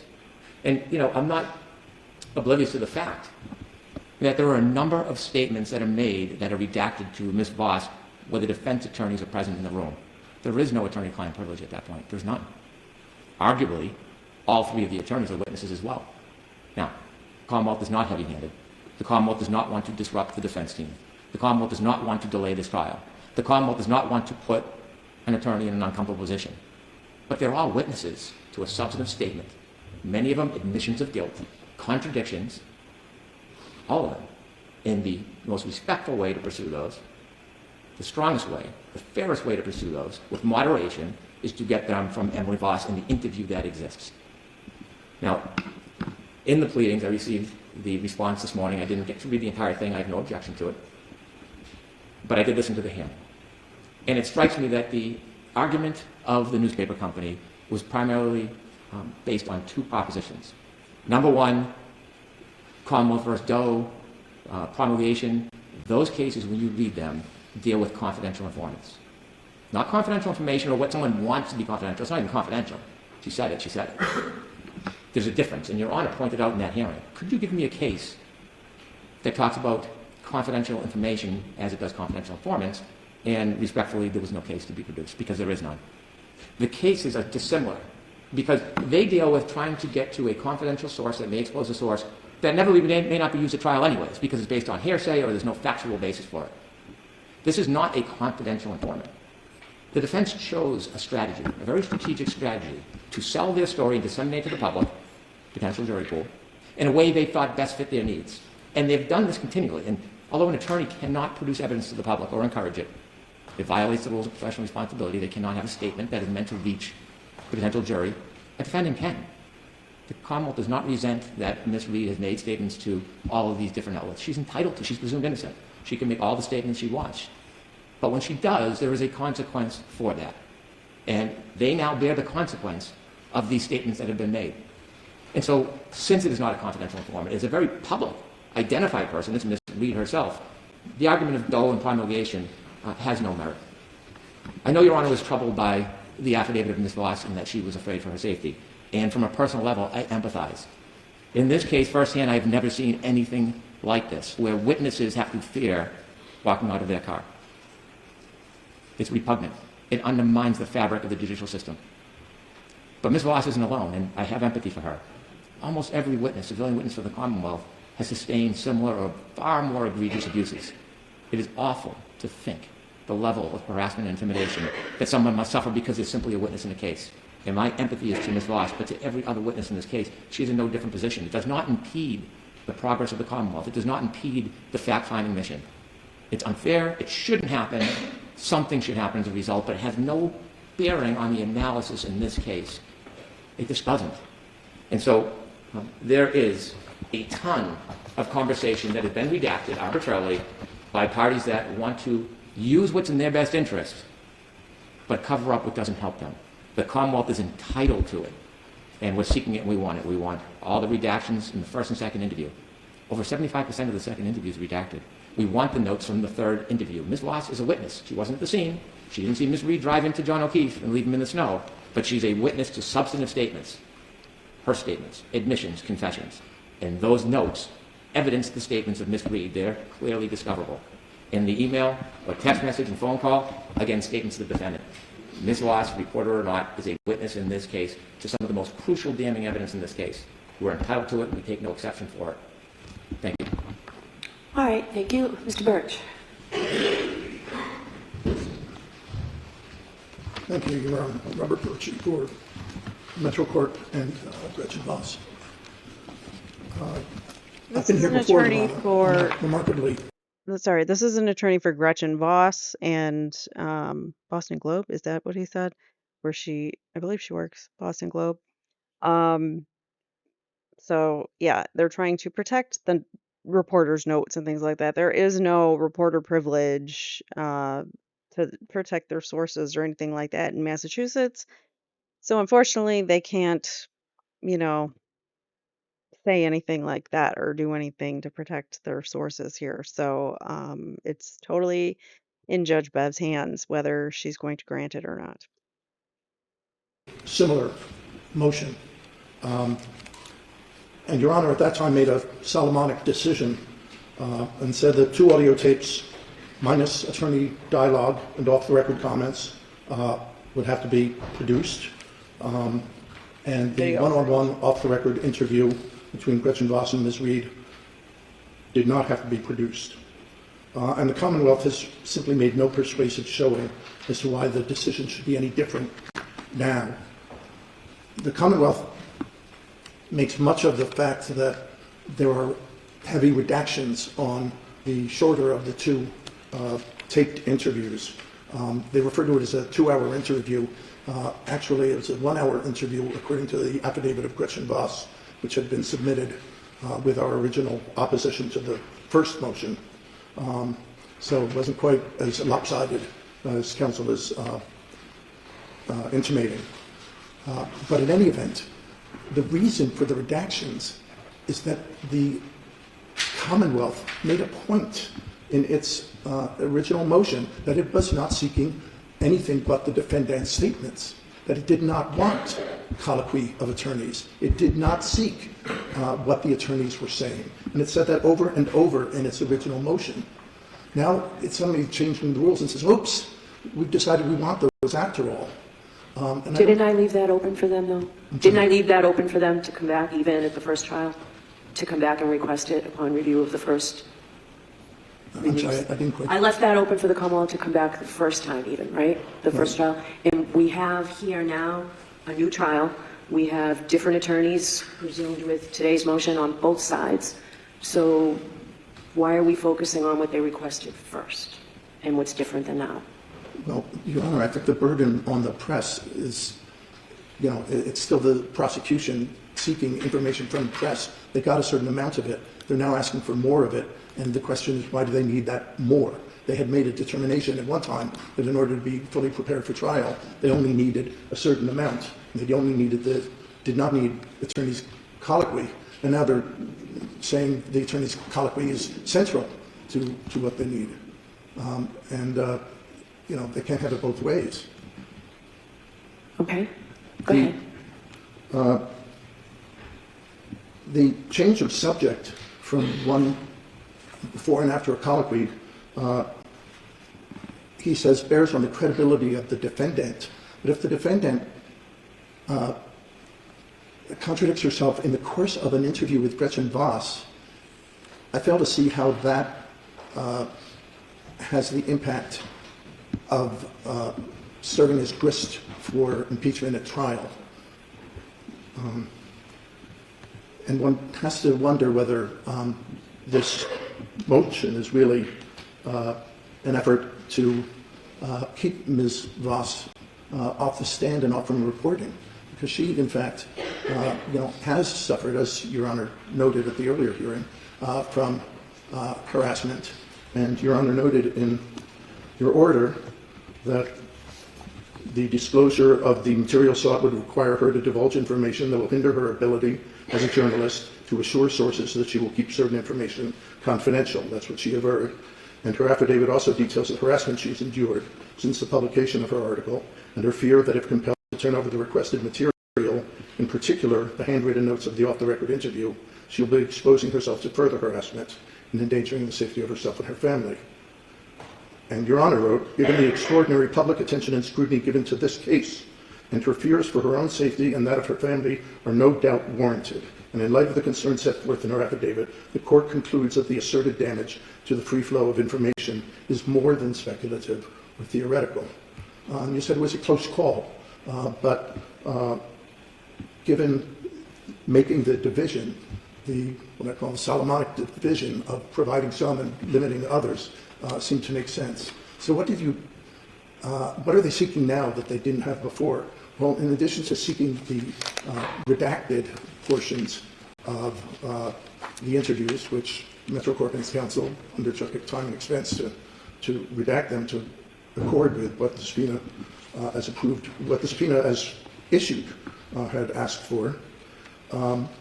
They're asking now for the handwritten notes of Ms. Voss of a one-on-one off-the-record interview that she had with no attorneys present. Those are handwritten notes. There's no audio tape.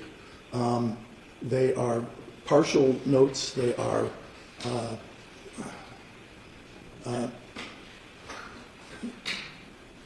they're phrases. They're not complete thoughts.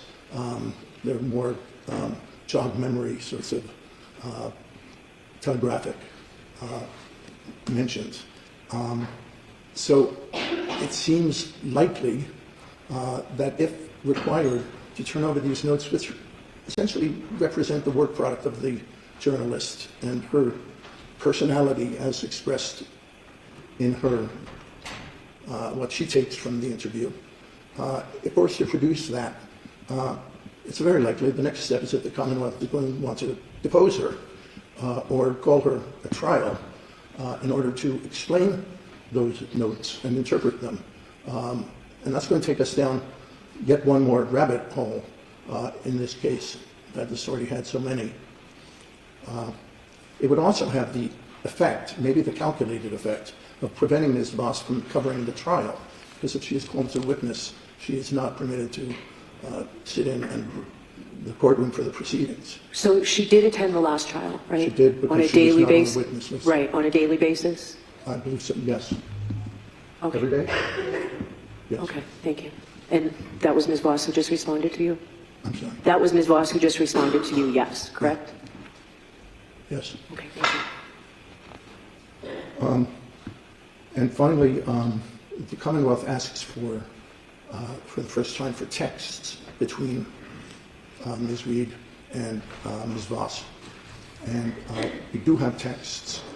They are, the manner in which they get forwarded from an iPhone is that they come out without the name of the speaker. You can sort of guess at the name of the speaker, but you don't see the name of the speaker. You also don't see the date and time of the communication. I'd ask that we're willing to turn those over. They were not off the record, but I ask that we be able to turn them over in that form, which is the form we have them in, rather than go to whatever expense and trouble to replicate a different format. Okay, And that's all I have to do. all right. Thank you very much. Mr. Brennan, I'll give you a chance to respond, but I do have a question for you based on Mr. Birch's opposition. If you've got the opposition with you, Mr. Brennan? I have a copy here. Okay. So what I'm going to ask you to respond to is on page 5. First full paragraph, the paragraph begins that this litigation, but the sentence is, in other words, the Commonwealth says it needs more audio because the redacted audio provided thus far either contains no damaging admissions by Reed or reveals that she was not entirely forthright in her unsworn press interviews with Voss. What do you say about that? You touched upon it when you started your argument today about inconsistencies. What's your argument to that specific? Having received this morning, having not had an opportunity to read it, could I just have one moment to read it in context? Sure. Thank you. He hasn't even read the motion.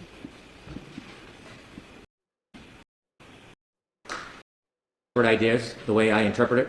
The first is the Commonwealth says it needs more audio because the redacted audio provided thus far either contains no damaging omissions by Reed. The audio provided thus far contains many damaging admissions to Reed. In her first interview with Gretchen Voss, she talks about when she dropped John off and where she dropped him off. It's noticeable in many, many interviews the story changes. But at one point she has them going to the side door of the house. In fact, in 3 of the interviews, he's going to the side door of the house. In a further interview, she says he went to the front door of the house. It's not subtle. The side door is the front door. They had 2 front doors. So she's not wrong in either of her statements. There's a reason. The stories and the versions given by Ms. Reed evolve in time. Coincidentally, they evolve sometimes with the production of Discovery. And so I am not suggesting for a second that there are no damaging statements by Ms. Reed. In fact, there are confessions, there are admissions, and there are contradictions based on later statements given. And so all I can simply say is that is not the Commonwealth's position, that is stated wrongly. Also, or it reveals that she was Based not on what, entirely though? Like, forthright in her based on what? Just because you believe it exists in Gretchen Voss's notes that Karen Reed confessed doesn't mean that it actually is there. Based on what? What is your basis for wanting this information? What is your basis to let us know that there is something damaging to Karen Reed on any of the notes and video and whatnot that they're missing? They haven't proven any kind of good faith reason as to why they should get this information. sworn press interviews with Voss. Well, we're entitled to take her statements with Ms. Voss and compare them to all the other statements she made. 2020, Vanity Fair, Dateline, and others. And so the question isn't whether her statement to Voss or Ms. Voss is accurate. It is in comparison to other statements. Is it accurate? And we know that it's not. There are many instances where she has given different statements between versions. Also internally, in Ms. Voss's interview, as I mentioned, there are statements, redaction, a return, and a different statement. For example, she was only sipping at the waterfall, which would suggest further drinking. And then after a redaction and interruption, she's sipping water at the waterfall, as incredulous as that may be. And so clearly something happened during that redaction that changed the admission to drinking alcohol, which is part of this case, to something of water. And so I think that the claim in this motion really has no relevance to the analysis. It's not on point. The reason I said there was a 2-hour interview, and I'll accept that I'm wrong, is when I listened to the FTR tape, counsel respectfully said it was a 2-hour interview. And that's where I got my information from, not Ms. Voss's affidavit. So it may have been a 1-hour interview, which still leaves us with 1/3 of the interview, 2/3 redacted. That is significant. The Commonwealth comes back, we're entitled to come back when we want if we have a good faith basis and if the court invites us. We come back now after I've had a chance to actually listen to the 4 hours of interview, or you add them up, 3 hours and 40 minutes of interview. I've studied them, I've listened to them many times. I've ordered transcripts, I've perused the transcripts. I don't know who's worse, this guy or Lolly. I mean, Lolly was pretty bad, but this guy is not much better. I've compared the two. I've compared them to all the other statements, so time has now made these much more relevant than they maybe initially thought. I can't speak for the Commonwealth at that point. We're entitled to the full force of our proof. We don't have to just take some. We don't have to take a fraction. Just because it's inconvenient or uncomfortable for parties, the government is entitled to the full force of their proof. In representing the people of this Commonwealth, I am pursuing the full force of our proof in every aspect, because we're entitled to it. It is notable in the FTR hearing that counsel for Ms. Voss and for the publication said that the third interview they discussed, and the parties, meaning the defense attorneys, the defendant, and Ms. Voss, could decide to use that material. It wasn't that it was precluded or no one could ever see it. It's only if it helped them. And so he said that they agreed that if they wanted to, they could use that material. They just decided not to. Because they decided not to use incriminating information in their story doesn't give them the power to decide who does and when they do. So we're entitled to the full force of our proof, and we're going to pursue it. We're entitled to all of these records, all this information. There is no legal argument against it, none. All right, thank you. So I know, Ms. Little, I asked if you wanted to say anything. I just give you that opportunity. Was there anything you wanted to add? No. Okay. All right, so that is taken under advisement. And now we have 3 more motions. I understand Mr. Albano is here, who will be filing an appearance on all 3 or arguing all 3. But so, Mr. Albano, you can come forward, sir. And Mr. Brennan, do you want to argue each one of these individually? It appears I did get an opposition this morning that goes to service, which pertains to all 3. But do you have different arguments, a little bit different on each? I do. Okay, so Mr. Albano, do you want to be heard after each argument, or do you want to just be heard at the end of the 3? There are 3 motions. FXT TV, Boston 25, WCVB TV, Hearst Television Incorporated and ABC, and NBC 10, Boston. I think I can wait until. Okay, thank you. And again, on these, Ms. Little, you don't expect to argue? No, you're right. Okay. If you do change your mind, just stand up and let me know. No, that's fine. Okay. All right, I will hear you. Why don't we start with the FXT TV, Boston 25, it's paper number 400. As has been discussed, Fox 25 and its employees conducted an interview of William and Janet Reed. I've quoted on subsection 5 some of the language from that interview. And during my quote, it says, during your first discussion with Karen. It should say, during your first discussions with Karen. There's an S left off. Nevertheless, during your first discussions with Karen, did you believe she may have hit John? Did she believe? Yes. Okay, I thought you said, did you believe? Then I misspoke. My apologies. Did she believe she may have hit John? William Reed responded, no, no, she felt she struck something. She said, Dad, I think I struck something. I said, what do you mean, right? This was in the hospital, right? She says, I remember, all right, backing up and hitting something. I've had the benefit of at least looking at the phone records that are available for Karen Reed and seeing there was a phone conversation that morning to William Reed's phone. That phone conversation is before Karen Reed is admitted to the hospital. And so it is, by inference, in the back of a police car at the scene. Now, there's some ambiguity during your first discussions. The operative word, as I see it, is first. It is a particularly remarkable statement to make that in the throes of realizing the great tragedy that's unfolding with John O'Keefe lying in the snow dying, that the comment of thinking that they hit, supposedly now, another car in a driveway hours earlier would be the topic of conversation at that point. There is not a fair inference that that would be the subject matter.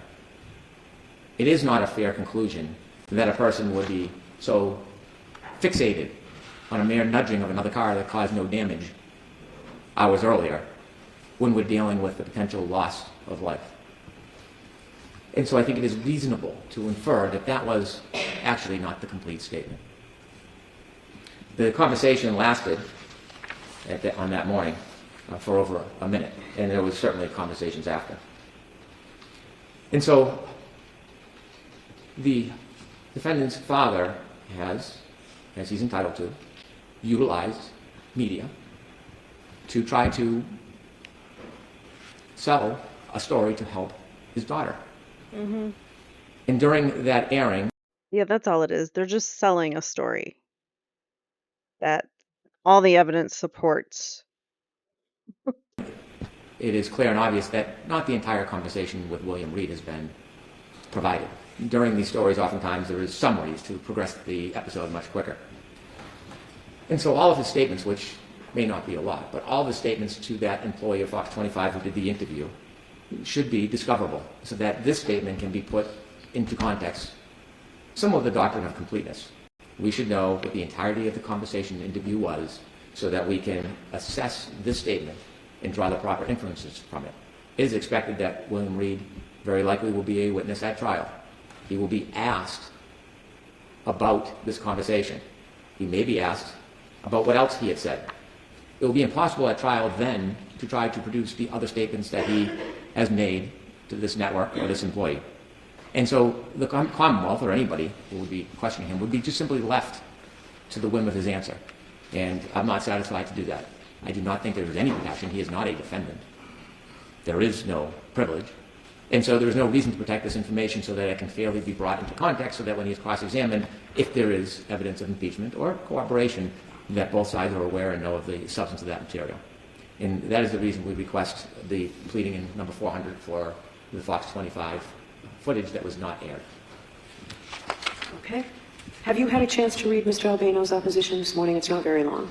I haven't, but I can say Mr. Albano kindly called me. He outlined the issues in an email. He made this a much more streamlined and agreeable. He didn't read that motion either. Like, what is this guy doing? He hasn't read any of the motions. He hasn't sent subpoenas for the Verizon records for people. Like, what is this guy doing? Does he know how to be a lawyer? Process.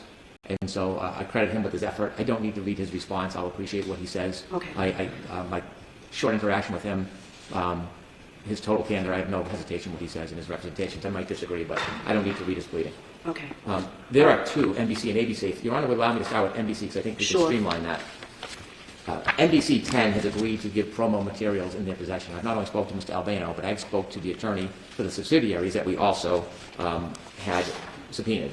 And they told me that as subsidiaries, they do not have possession of the materials of the parent company. And I received letters from the attorneys stating as much. So as it pertains to NBC 10, the position is that one of the subsidiaries is going to send us promotional materials. And as far as service on the parent company, I don't think the Commonwealth succeeded, despite the fact that we made numerous efforts in hand mail, UPS, to a number of subsidiaries. I don't think we satisfied, so I do not want to ask the court to progress that. Okay. Do you have a timeline on when you'll get this material? The promotional materials? Yes. They said they were putting them together. I did not ask for a timeline. Okay. The promotional materials are a very small fragment. It's, I've only seen one clip aired. I don't know what else they have, but it should not take them long. Okay. I don't have a paper number. Jim, do you have the paper number on NBC 10? Here, just, you know what, Jim, you can give it to me after. I don't have that paper number or the other one. All right, so do you want to... 427, Your Honor. What is 427? 427, yes. All right, so do you want to move on to CBB TV? Yes. Okay.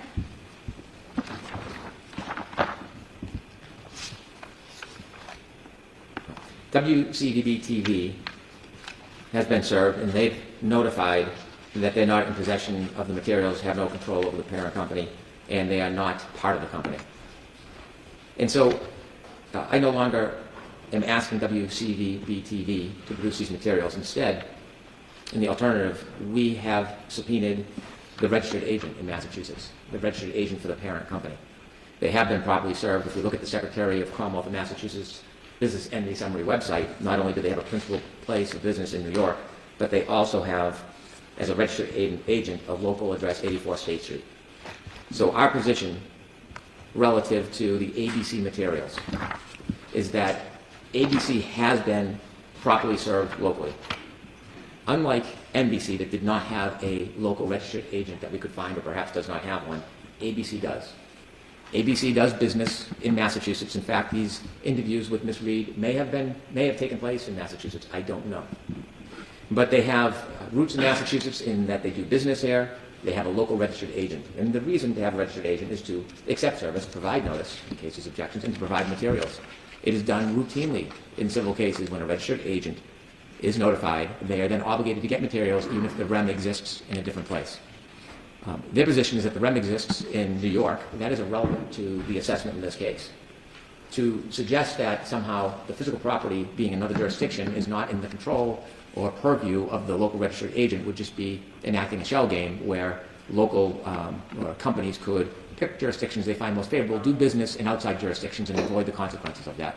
That, I don't believe, is how the law is set up. As a registered agent, they are the same as the company. They just have a local contact to accept all types of service, communications, and responsibility. And so our position on ABC as far as service is concerned is they've been served through the registered agent, and therefore whatever materials exist, regardless if they're in Massachusetts or in New York, they are required to obtain them and they're required to produce them.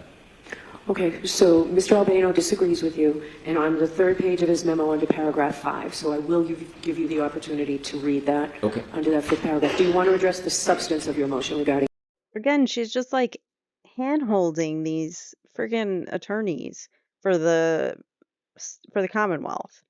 Yet she's rude as hell to Reed's attorneys and gives Yannetti the third degree on who this Robert Alessi is and why they want to bring him into her courtroom. Like, God forbid he walk into her courtroom without her permission. ABC? I do. Much like other recorded statements, we see from the Nightline in the 2020 interviews, there are a number of public statements that Ms. Reed has made to a national audience that don't reconcile with other statements she has made at other times. I've given you the example of not knowing which door she supposedly saw John Keefe go into. There is differences in her stories and versions about where she was that night after she left the O'Keefe house. There is a number of examples where the different versions given contradict each other. And so although they're all substantive statements, they're all admissions and confessions, they still have a value in the fact that they contradict each other. And so the episode that is aired on 2020 Nightline you hear oftentimes the author of the story, not even the interviewer, the author saying, and we spoke to the person, and then this is what happened, and then they go to a clip of an actual interview. The summary by the author is not admissible. It can't be used substantively. It can't be used to impeach Ms. Reed should she testify. It is hearsay. It's inadmissible. And so these summaries have a genesis somewhere. There's a reason why the reporter is asking certain questions, or more importantly, the author is summarizing testimony, oftentimes inconsistent with other versions. And so that means that there is footage from which the author has gleaned this information. It's either footage or there's a conversation with Ms. Reed. And so those are statements, not similar to or dissimilar to Ms. Voss interviewing here. Those are statements of a defendant, which are substantive evidence for their full value. And so that footage we're entitled to see. There's nothing that should protect it. We should have the opportunity to review all the statements and also put the ones in context that were broadcast to the nation. And that's the substance of why we want it. I'll have to take a moment to look at the response. Okay. Mr. Albano, we'll give him a couple of minutes just to read it. Sure.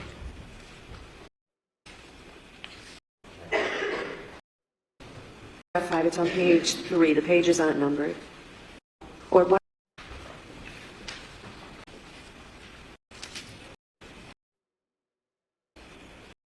Skipping through the stuff.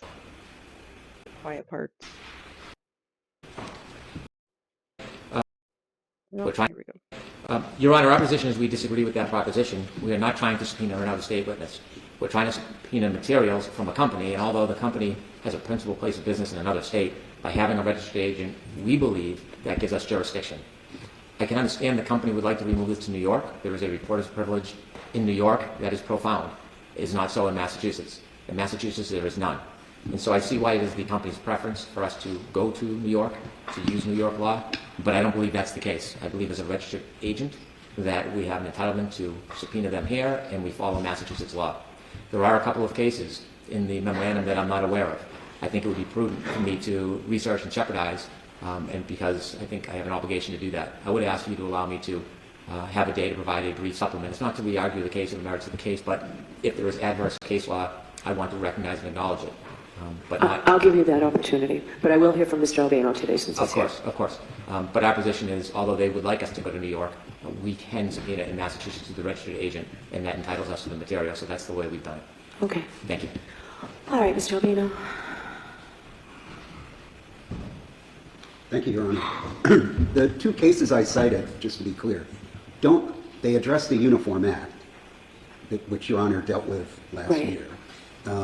They don't address the specific issue the Commonwealth has raised, which is, okay, you have a registered agent, we serve the registered agent, does that trump the Uniform Act? I have to say, I did not find a case that dealt directly or even indirectly with that. But here's why I believe the service issue does not override the Uniform Act. First of all, we're dealing with a statute. Statute talks about a witness in another state. There's no dispute that ABC is a foreign corporation with a principal place of business in New York. Now, the analogous areas I thought of was, okay, let's say someone wanted to sue ABC in this court. Yes, they could serve them through their registered agent, but that wouldn't change the domicile or citizenship of ABC. If there were a diverse plaintiff and a diverse defendant, it would still be removable. It doesn't make them residents of Massachusetts, or, for example, subject to taxes in Massachusetts. It's simply a way to make service a process, but the plain language of the Uniform Act and the policy underlying it is not overridden by service. The two cases that I did cite, one is the grand jury case out of I think it started in Rhode Island, SJC case. And that just generally explains how this Uniform Act works.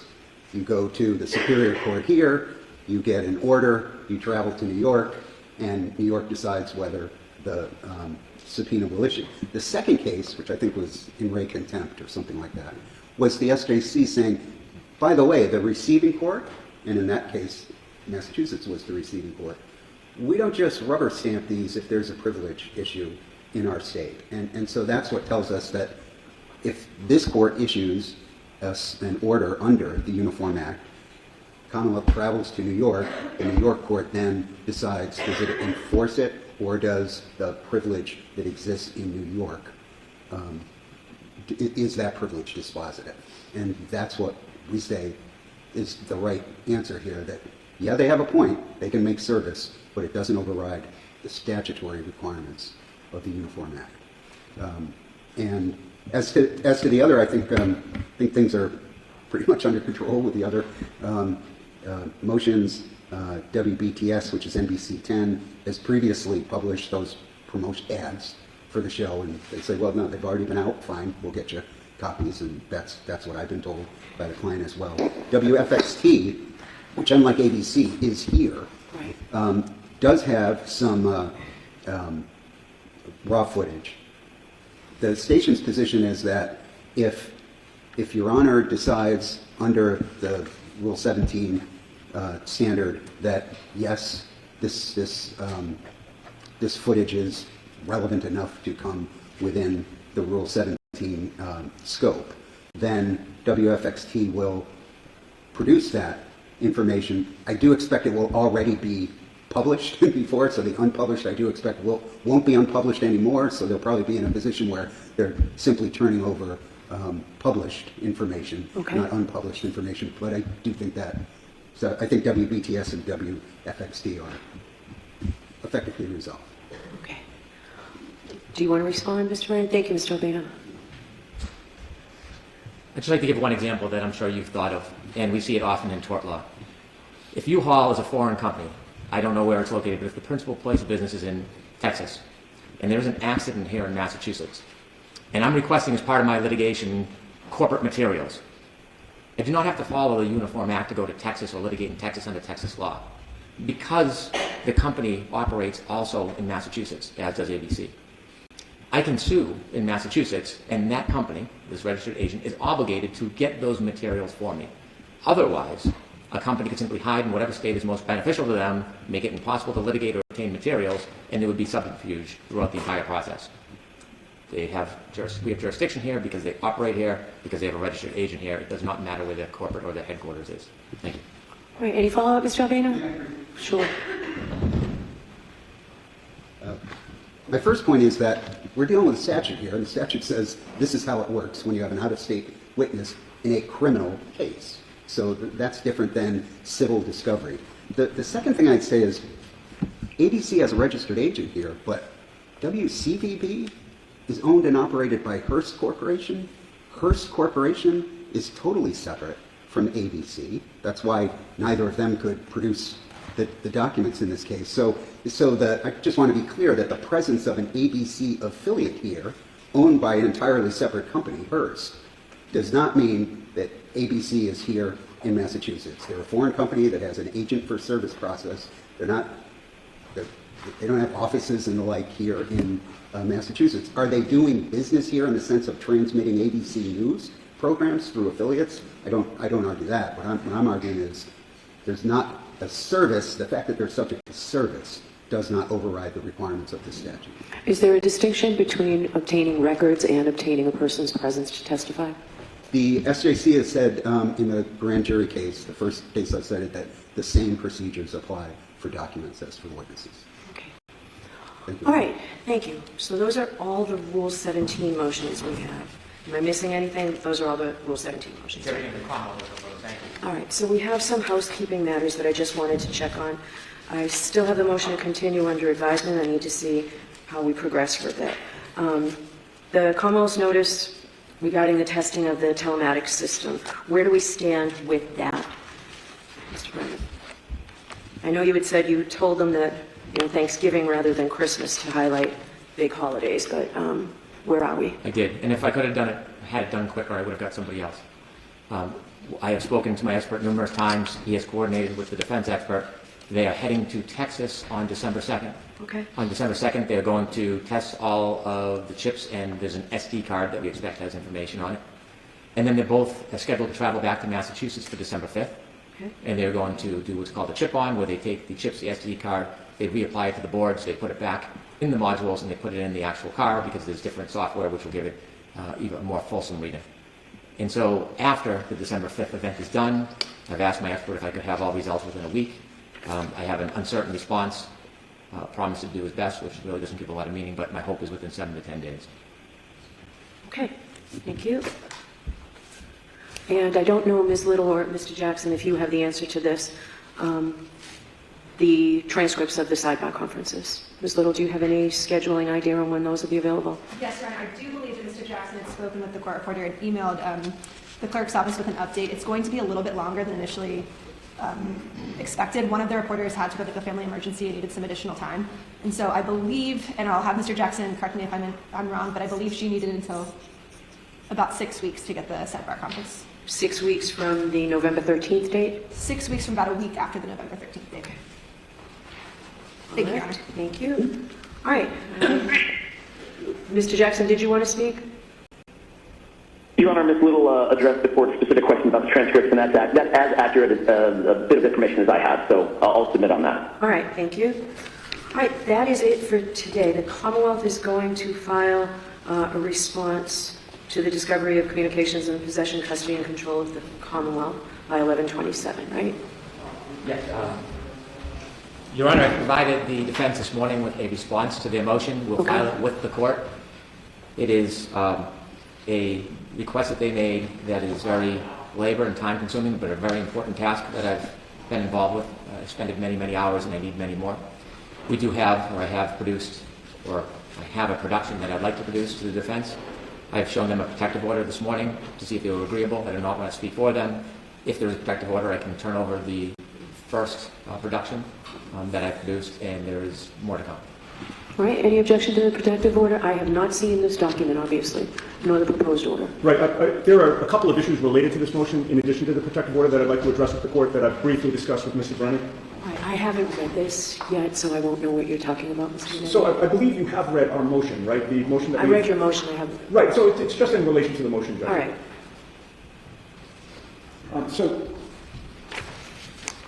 Your Honor, generally speaking, we do not have an objection to a protective order as long as it is issued without prejudice, which I believe Mr. Brennan is in agreement with. All right, is there one here, or was there a proposed protective order?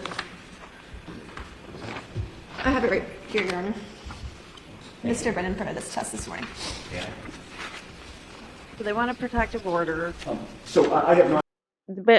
Basically, they want a protective order, so anything that is revealed in the discovery from Morrissey's email, then they can't share it. It's basically, I think, only for the eyes of the attorneys and no one else. Reviewed that, Your Honor, but I'm asking that the contents be allowed to be shared with the entire defense team, including our attorneys, our interns, and our client.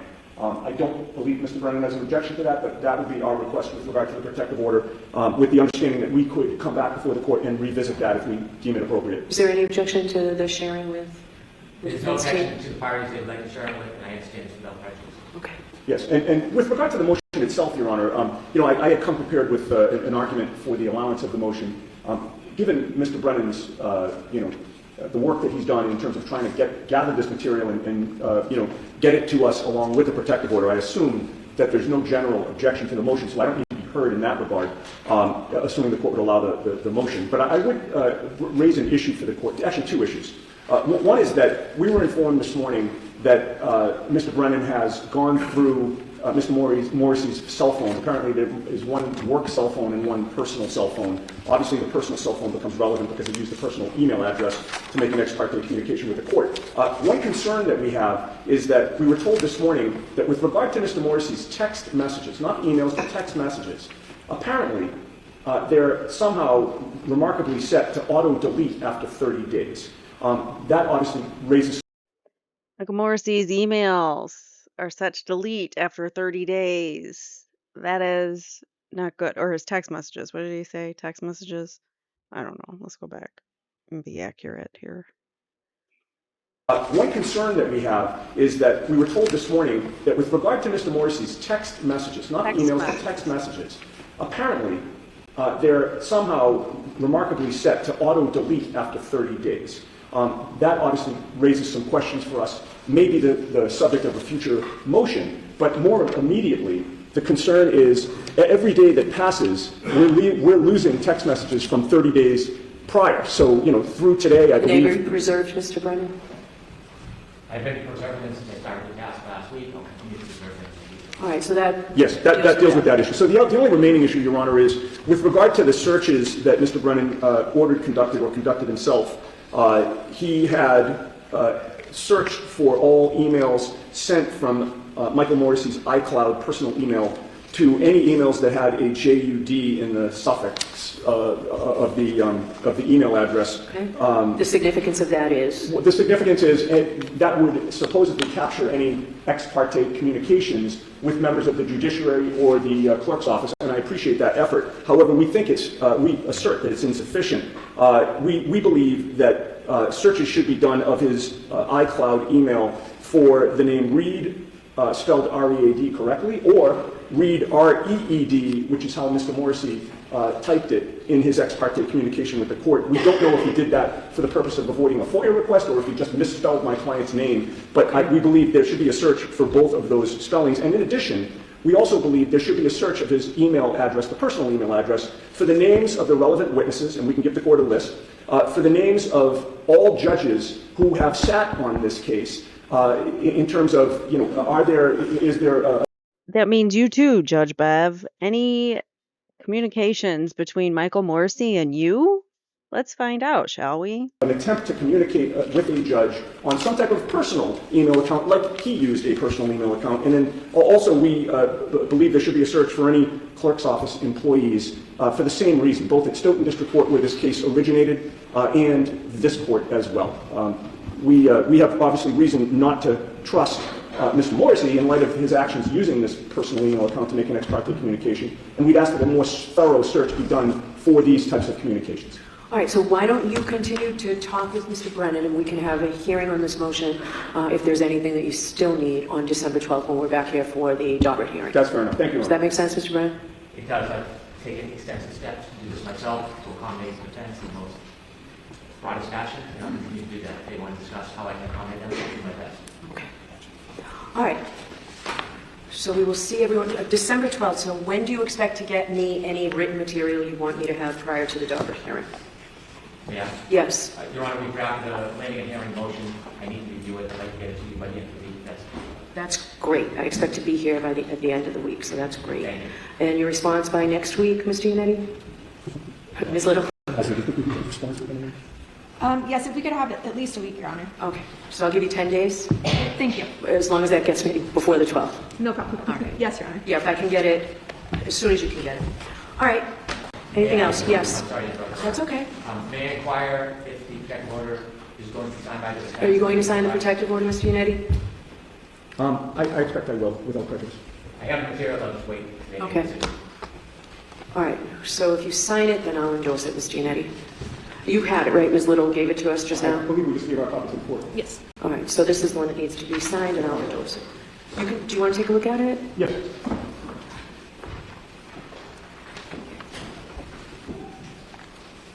And that's a protective order they're looking at. Mr. Brennan, I know you have an electronic signature. I'd like you to sign this as well since you're here. Yes, Your Honor. You sign that, and I will endorse it. Thank you.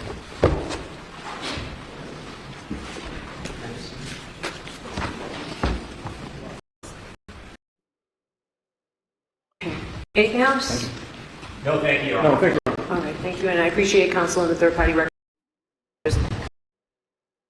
12:12, 9 a.m. All rise for the court, please. All right, that is it. It is over. So there you have it. Judge Bev, as far as I know, she's only ruled so far on the motion to the Pro Hoc Vice motion for Robert Alessi to join the defense team, and she has approved that. So welcome to Robert. Actually, there was a statement from Alan Jackson. So let me find it if I can. Here. This is from Ted Daniel, Boston 25 News. He says, news statement from Alan Jackson on Robert Alessi joining Karen Reed's defense team. We couldn't be happier that Bob Alessi of DLA Piper has joined Karen's defense team. Karen has received so many gracious offers of assistance from lawyers all over Massachusetts and around the country who are disturbed by the corruption revealed during this prosecution, and we remain grateful for that. Bob's experience and skill as a litigator is well known, and we are excited to have him join in Karen's defense. And there you have it. So, uh, we'll probably be hearing some uh, some orders from Bev soon.